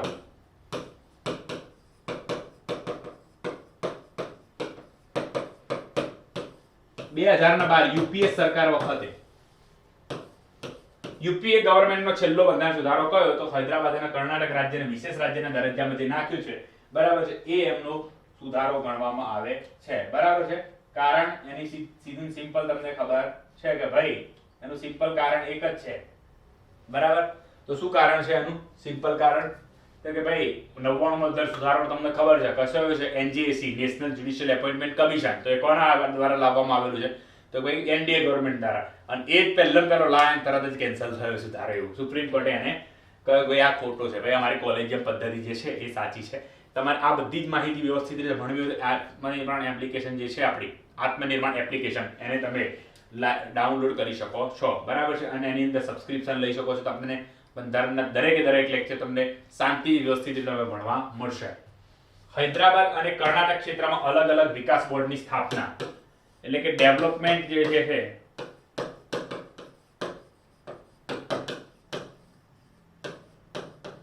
અલગ અલગ ડેવલપમેન્ટ બોર્ડ એટલે શું હતું કે 2010 ની અંદર હૈદરાબાદ અને કર્ણાટક, ખાસ કરીને કર્ણાટકની વિધાનસભા અને વિધાન પરિષદ, કેમ? કારણ કે ત્યાં બંને છે, મેં તમને ભણાવ્યું છે, બરાબર. આત્મનિર્માણની લોકો જેની સબસ્ક્રિપ્શન છે એને તો ખબર જ હશે. તો એની અંદર વિધાન પરિષદ ને વિધાનસભા બંને છે કર્ણાટકની અંદર. તો એની અંદર પાસ કરવું પડે. ત્યાંની અંદર પાસ કરી કીધું કે અમારા ઉત્તરી જે ભાગના એરિયા જે છે, બરાબર છે, તો ત્યાંના લોકો જે છે ઉત્તરી કર્ણાટકના ખાસ કરીને વાત છે. તો ભાઈ એ ભાગમાં પછાત જિલ્લાઓ છે ને એની અંદરની બધી વાત કરી છે, એટલે એના માટે તે પણ જોઈએ. તો ક્ષેત્રમાં અલગ અલગ વિકાસ બોર્ડ, તો કયા કયા એરિયા છે જો અહીં કહી દીધું છે. ક્ષેત્રમાં, બરાબર, ક્ષેત્રમાં અંતર્ગત જે છે ઉત્તર કર્ણાટકના પછાત જિલ્લાઓ આવે છે. તો કયા કયા? ગુલબર્ગા, બીદર, રાયચૂર, કોપ્પલ, યાદગીર અને બેલ્લારી. સ્કેમ સિરીઝ જે છે તમે કોઈ જોયું હોય, બરાબર, સ્કેમ 1992, તો એની અંદર બેલ્લારી કરીને નામ આવે છે વ્યક્તિનું, યાદ હોય તો, એટલે યાદ રહી જશે ભાઈ. એવું યાદ રાખી લો જે ભાઈ ફોર એક્ઝામ્પલ કર્ણાટકનો હતો, એટલે તમને યાદ રહી જશે. એટલે આ એરિયા આવે છે ગુલબર્ગા, બીદર, રાયચૂર, રાયપુર નહીં ચૂર, કોપ્પલ, યાદગીર અને બેલ્લારી. તો આ વસ્તુ છે. પછી કયા છે? એમાં સુનિશ્ચિત કરવાની કે વિકાસ બોર્ડના સંચાલનનો અહેવાલ 10 વર્ષે વિધાનસભા સમક્ષ મૂકવામાં આવે. વિધાનસભાને ખબર પડે એનું બોર્ડ રચી તો નાખ્યા છે, પણ યોગ્ય રીતે કામ થાય છે કે નહીં કામ થતું એ પણ જાણવું ખૂબ જ જરૂરી હોય છે, એટલા માટે, બરાબર છે. શું છે? એ પણ કામ ખૂબ જરૂરી છે. પછી શું છે ભાઈ? ક્ષેત્રમાં વિકાસના ખર્ચ માટે નાણાંની વહેંચણી સમાન રીતે કરવાની, એ પણ કામ આપવામાં આવ્યું છે રાજ્યપાલ. અને શિક્ષા અને રોજગારમાં સ્થાનિક ક્ષેત્રના લોકો માટેની બેઠકો અનામત રાખવાની, એટલે અહીંયા પણ એ છૂટ આપી છે. ગુજરાતમાં જે આપણે એવું કરતા નથી કે એવું કરી શકીએ નહીં, બરાબર. રાજ્ય કાયદો ગણ પછી એની બધી વેલિડિટી પર ચેકઆઉટ થાય, એ આખો અલગ વિષય છે. પણ અહીંયા શું છે, એને ભાઈ છૂટ આપવામાં આવી છે એને બેઠકો શિક્ષા અને રોજગારમાં. અને શું કીધું? જે તે વિસ્તારમાં રાજ્ય સરકારના પદો પર ત્યાંના સ્થાનિક લોકો માટે અનામત રાખવામાં આવશે. કારણ કે અમુક એરિયા એવા એરિયા છે, ફોર એક્ઝામ્પલ માનો તમે કે આ પહાડી એરિયાની રીતે પછાત એરિયા છે, બરાબર. પછાત એરિયા કીધા પહાડી એરિયા. હવે હું કે તમે ત્યાં ડેપ્યુટી કલેક્ટર તરીકે કે કલેક્ટર તરીકે આપણે ત્યાં નિમણૂક પામ્યા, બરાબર, આઈએસ તરીકે આપણે ત્યાં ગયા, અને આપણને ખ્યાલ જ નથી કે તેની પરિસ્થિતિ શું છે. અમુક લોકો અલગ અલગ ભાષામાં વાત કરી રહ્યા છે. હવે કચ્છી બોલી, કચ્છ જે છે એના અમુક વિસ્તારમાં પ્રોપર લોકો કચ્છી બોલતા એટલે ખબર નથી હોતી. એ તો પણ આપણું તો ગુજરાતની તો જે સારું છે, બરાબર છે. એટલે કારણ કે એક ત્યાં કેમ સારું છે? કારણ કે ત્યાંથી લોકો આવતા જતાનું પ્રમાણ વધારે હતું ત્યાં, અને આ બધા તો પહાડી એરિયા વધારે છે અહીંયા. તો હવે ત્યાં લોકોને ખબર જ નહીં. હું તમારી ભાષા જાણતો ન હોય, તમે મારી ભાષા જાણતા ના, સમજો કોઈને ગુજરાતી આવડતી નથી, હું ગુજરાતીમાં બોલ બોલ બોલ બોલ કરું, શું ખબર પડે? બરાબર છે. કોઈને અંગ્રેજી ના આવડતું હોય, હું અંગ્રેજીમાં બોલ બોલ કરું, કોઈને શું ખબર પડે? એ વાત છે. એટલે કે વહીવટ જ યોગ્ય રીતે ન થઈ શકાય. પછી એમના રીતિ રિવાજોથી માંડીને કંઈ પણ તમે જાણતા નથી, તો એની અંદર તમે નિર્ણય કઈ રીતે લઈ શકશો? તો એ લોકોના માટે, સ્થાનિક લોકો માટે અનામત રાખવામાં આવે તો એ લોકોને ખબર પડે કે ભાઈ અમે આ રીતે કામ કરશું તો આગળ વધાશે, આ રીતે આપણી જે પ્રગતિ જે છે એ પ્રકારે થઈ શકે એમ છે.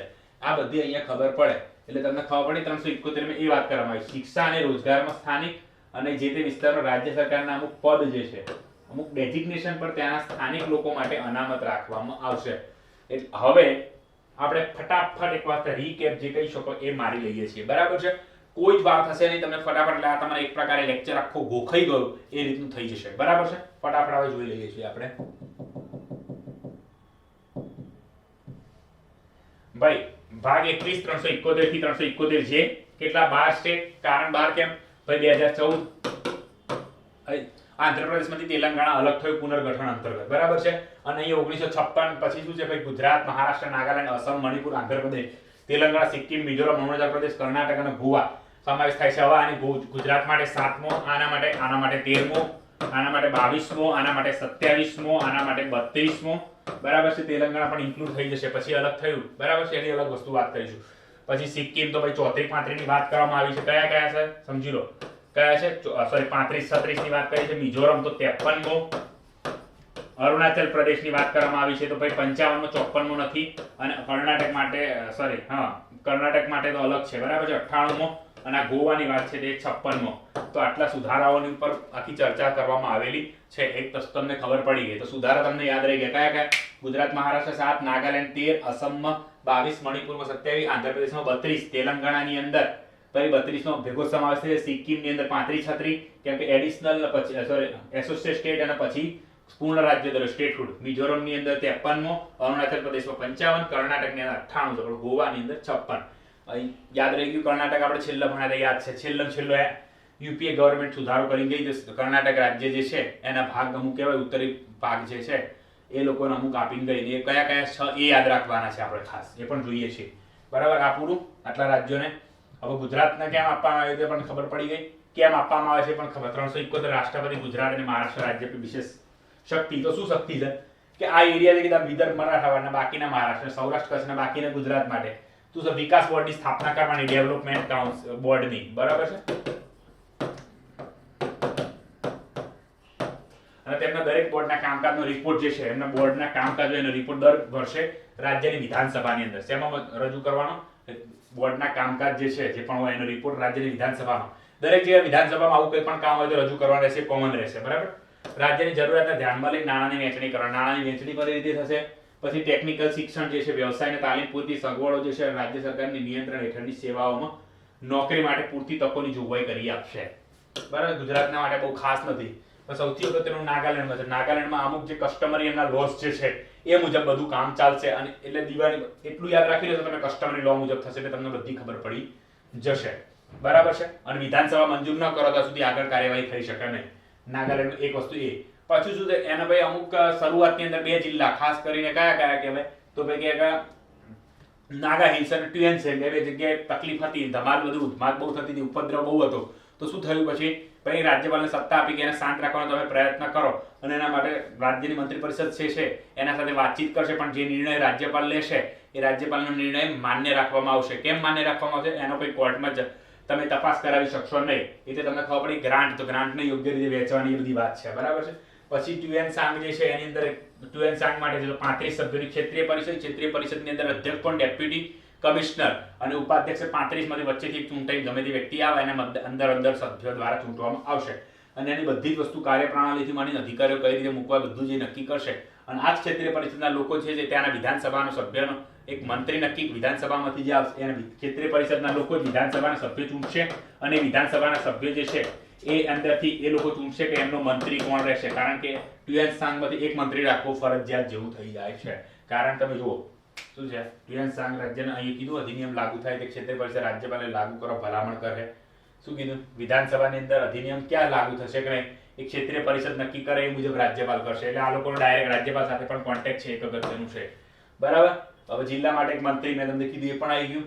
અને આની અંદર કયા કયા 46 સીટોનું તો બરાબર એમને 170 ની અંદર છૂટછાટ છે. 55 54 ની અંદર સોરી 54 55 ની અંદર છૂટ છે અને 170 માં છૂટ કહી દીધી મેં. અને એના સિવાય 84 માં છૂટ આપવામાં આવેલી છે. તો આ 4 આર્ટિકલ અંતર્ગત તમને ખબર પડી ગઈ. અહીં તમે બધું જોઈ શકો છો. ટ્યુએન સાંગની બાબતમાં વિવેકા બુદ્ધિનો સમાવેશ કરી શકે છે અને એ મુજબ એ લોકો નાણાં જે છે એને વહેંચણી કરશે. બરાબર છે, નાગા લોકોમાં. પછી શું છે ભાઈ અનુચ્છેદ 371 અંતર્ગત આસામ રાજ્ય માટે ખાસ જોગવાઈ કઈ છે તો ભાઈ રાષ્ટ્રપતિની સત્તા આપવામાં આવી છે પોતાના આદેશ અનુસાર અસમ વિધાનસભાની અંદર સમિતિની રચના કરશે, પણ સમિતિ કયા એરિયામાં કરવી બધું રાષ્ટ્રપતિ નક્કી કરશે. અને સૌથી અગત્યનું આની અંદર આઈએમપી પૂછાઈ શકે એવું કહ્યું તો છઠ્ઠી અનુસૂચિમાં સમાવેશ છે તો કયા ઉત્તરી કછાર પહાડી, પછી પછી કહ્યું છે કાર્બી એંગલોંગ અને બોડોલેન્ડ. બરાબર છે, કાર્બી એંગલોંગ અને બોડોલેન્ડ અને ઉત્તરી કછાર પહાડી. પછી મણિપુર, તો મણિપુરની અંદર શું છે મિત્રો, ફટાફટ જોઈ લઈએ. 371 સી ની વાત કરવામાં આવી છે, ત્યાં પણ એ જ વસ્તુ છે, બાકી કઈ નથી. પહાડી બાબતમાં વહીવટનો સંબંધ કેન્દ્ર સરકાર નિર્દેશ કરી શકે એ વસ્તુ અલગ છે, બાકી બેઠે બેઠું આનું છે બધું. 300 અસમ જેવું જ છે, બાકી કઈ ખાસ છે નહીં. બરાબર. આંધ્રપ્રદેશ 32મો બંધારણ સુધારો આવ્યો છે. પછી આના માટે શું છે ભાઈ, આ લોકો પોતાના સિવિલ સર્વન્ટોને બધું ઊભું કરી શકે છે, એમના માટે ફરિયાદ નિવારણ માટેની એક જગ્યા છે, તો એનું શું છે આંધ્રપ્રદેશ એડમિનિસ્ટ્રેટિવ ટ્રિબ્યુનલ ઓર્ડર 1975. કયો? આંધ્રપ્રદેશ. શાંતિથી બોલું. બરાબર છે, એડમિનિસ્ટ્રેટિવ ટ્રિબ્યુનલ ઓર્ડર તો કેમનો? 1975 નો વહીવટી ન્યાય પંચ જે કહી શકો, આંધ્રપ્રદેશ વહીવટી ન્યાય પંચ આદેશ 1975 અંતર્ગત થતું હોય છે. પછી એમની નવી સિવિલ સેવા જે છે, અમુક મેં તમને કે વચોટીએ જેમ આઈએફએસ આપણે ઊભી કરી એના જેમ એમને કંઈક અલગ લાગતી હોય અગત્યની, તો એ પણ ઊભી કરી છે. ઇન્ડિયન પહાડી માટે હિલ સર્વિસ ઊભી કરી નાખે, ઇન્ડિયન જેમ એટલે કે હવે આંધ્રપ્રદેશ હિલ સર્વિસ પણ ઊભી કરી શકે. ફોર એક્ઝામ્પલ કે એમને લાગે હિલ એરિયાની અંદર કંઈ કામ કરવાની જરૂર છે, કે કોસ્ટલ એરિયાની અંદર એમને ખતરા જેવું લાગ્યું છે, દરિયા કિનારો છે, તો એવું ઊભું કરી નાખે. આંધ્રપ્રદેશ સીસોરે ગમે તે. બરાબર છે, ખાલી અસવાના ઉદાહરણ છે, પણ ઊભું કરી શકે છે એ રીતે. પછી એમાં કેન્દ્રીય વિદ્યાલયની છૂટ કયામાં? તો 371 એટલે એનું કોઈ ખાસ જે અગત્યતા જેવું છે નહીં. બરાબર, નહીં તમને યાદ રહી જાય, એક જ લીટી છે એટલા માટે. બરાબર. પછી સિક્કિમ રાજ્ય તો 34-35 બંધારણ સુધારો, પહેલા 30 ઓછામાં ઓછી સંખ્યા રહેશે. બરાબર, 14 વંશ. પછી એમના જો સીટો અમુક લોકો માટે છે, અમુક જાતિ માટે રાખવાની છે, અને એક ભલે ડેલિમિનેશન ગમે તે થઈ જાય પણ એ જ વ્યક્તિ ત્યાંથી ચૂંટણી લડી શકશે, બીજું કોઈ લડી શકશે નહીં. અને વિશેષ દરજ્જો શું આપવામાં આવે? શાંતિ અને પ્રજાને વિવિધ સામાજિક અને આર્થિક ઉન્નતિને સમાનતા લાવવા માટે પ્રયત્ન કરાવવાના. સિક્કિમમાં કોઈ પણ નિર્ણય લાગુ કરી શકે. કોણ લાગુ કરી શકે? રાષ્ટ્રપતિ ઈચ્છા ત્યારે. રાષ્ટ્રપતિ ઈચ્છા એનો મતલબ શું કે એના અલગ ફોર્મની અંદર પણ લાગુ કરી શકે છે, એટલે કે એમને અમુક છૂટછાટ આપી શકે છે, વધારો ઘટાડો એમાં કરી શકે છે, કોઈ પણ રીતે લાગુ કરી શકે છે. બરાબર છે. હવે વાત કરો મિઝોરમની. મિઝોરમ શું કહે છે ભાઈ? મિઝોની અંદર વાત કરવામાં આવી છે, તો મિઝોરમની અંદર શું વાત છે કે ભાઈ 53મા બંધારણ સુધારા જીની વાત છે. તો પહેલા ઉત્તર પૂર્વ ક્ષેત્ર પુનર્રચના અધિનિયમ 1971 અંતર્ગત મિઝોરમ 72માં આસામથી અલગ કેન્દ્ર શાસિત પ્રદેશ બની ગયું. શું બન્યું? આસામથી અલગ. હવે 76 ની અંદર ભારત સરકારના લાલ ડેંગા નીતિ એટલે મિઝો નેશનલ ફ્રન્ટ જે છે એના વચ્ચે થયેલ કરારના પરિણામે નિયમ અને રાજ્યનો દરજ્જો આપવામાં આવ્યો. બરાબર છે. પછી સંસદ દ્વારા બનાવેલ નિયમો મિઝોરમ રાજ્ય પર ત્યાં સુધી લાગુ ન થાય જ્યાં સુધી રાજ્યની વિધાનસભા મંજૂરી ન આપે. પછી મિઝો લોકોની સામાજિક અને ધાર્મિક પ્રથા, મિઝો લોકો જે છે એમના રૂઢિચુસ્ત વિધિઓ અને પ્રક્રિયાઓ, સિવિલ અને ન્યાય પ્રશાસનની જ્યાં નિર્ણય મિઝો રૂઢિચુસ્ત પ્રમાણ ચાલતા હોય, આ બધું જ મેં તમને કીધું. અલ્ટિમેટલી તમારે શું યાદ રાખવાનું? એમના કસ્ટમાઇઝ લો જે છે એની વાત છે, અને વિધાનસભામાં આમની 40 સંખ્યા છે. ઓકે. પછી અરુણાચલ પ્રદેશ, તો એની પણ એ જ વાત છે. એચ ની અંદર તો એક 55 બંધારણ સુધારો 1986 ની જ વાત છે.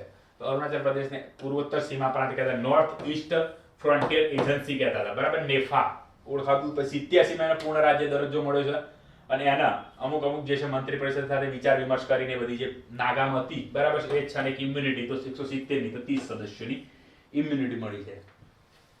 પછી તો ગોવાના 30 સદસ્યો રહેશે. ગોવા રાજ્યની વિધાનસભામાં ઓછામાં ઓછા 30 સભ્ય રહેશે. એટલે ગોવાને પણ આ એક પ્રકારની ઇમ્યુનિટી આપવામાં આવેલી છે. શું કરવામાં આવ્યું છે ભાઈ? ગોવાને પણ આ એક પ્રકારની ઇમ્યુનિટી આપવામાં આવેલી છે. હવે પછી છેલ્લું સૌથી અગત્યનું જે કર્ણાટક અને હૈદરાબાદ માટેની ખાસ જોગવાઈ, તો ભાઈ શું છે ભાઈ? અલગ અલગ વિકાસ બોર્ડ. તો કયા એરિયા? ગુલબર્ગા, બિદાર, પછી શું છે ભાઈ? રાયચુર, ચૂર, કોપ્પલ, યાદગીર અને બિલ્લારી. કયા?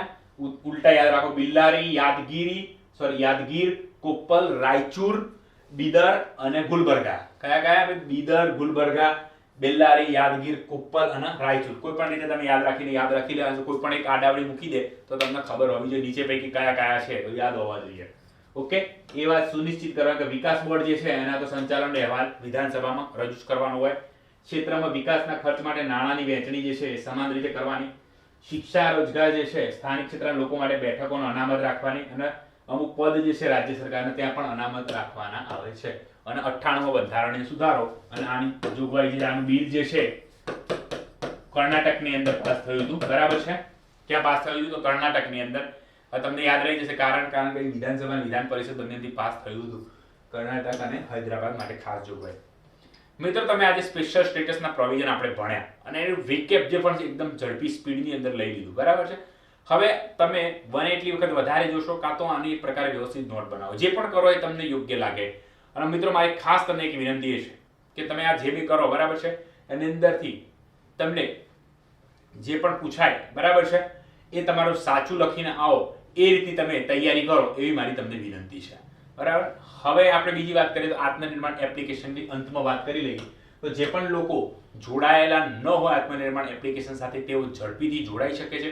આપણી પાસે ઘણા બધા કોર્સિસ જે છે અવેલેબલ છે.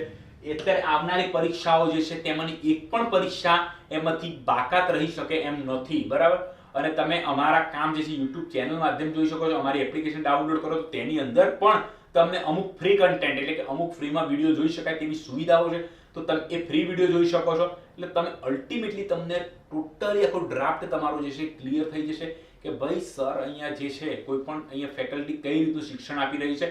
અને હું તમને ચેલેન્જ સાથે કહી રહ્યો છું કે ભાઈ તમને આટલા સસ્તાની અંદર અને આટલી વ્યવસ્થિત રીતે તમને કોઈ પણ એકેડેમીની અંદર, બરાબર છે, ઝડપી આટલું આસાનીથી મળી શકશે નહીં. કારણ આસાનીથી ખાસ કરીને આટલા ઓછા રૂપિયાની અંદર તમને આ લેવલનું કન્ટેન્ટ જે કહી શકાય એ મળી શકશે નહીં. તમારી આજુબાજુમાં કોઈ વ્યક્તિએ ડાઉનલોડ કરી હોય, કોઈ વ્યક્તિ અમારે ફોલો કરતું હોય, બરાબર, સબસ્ક્રાઇબ કરી લો યુટ્યુબ ચેનલ કાં તો ચેનલ અમારી એપ્લિકેશન એને પૂછી શકો છો તમે કે ભાઈ અમારા રિવ્યુ કેવા છે.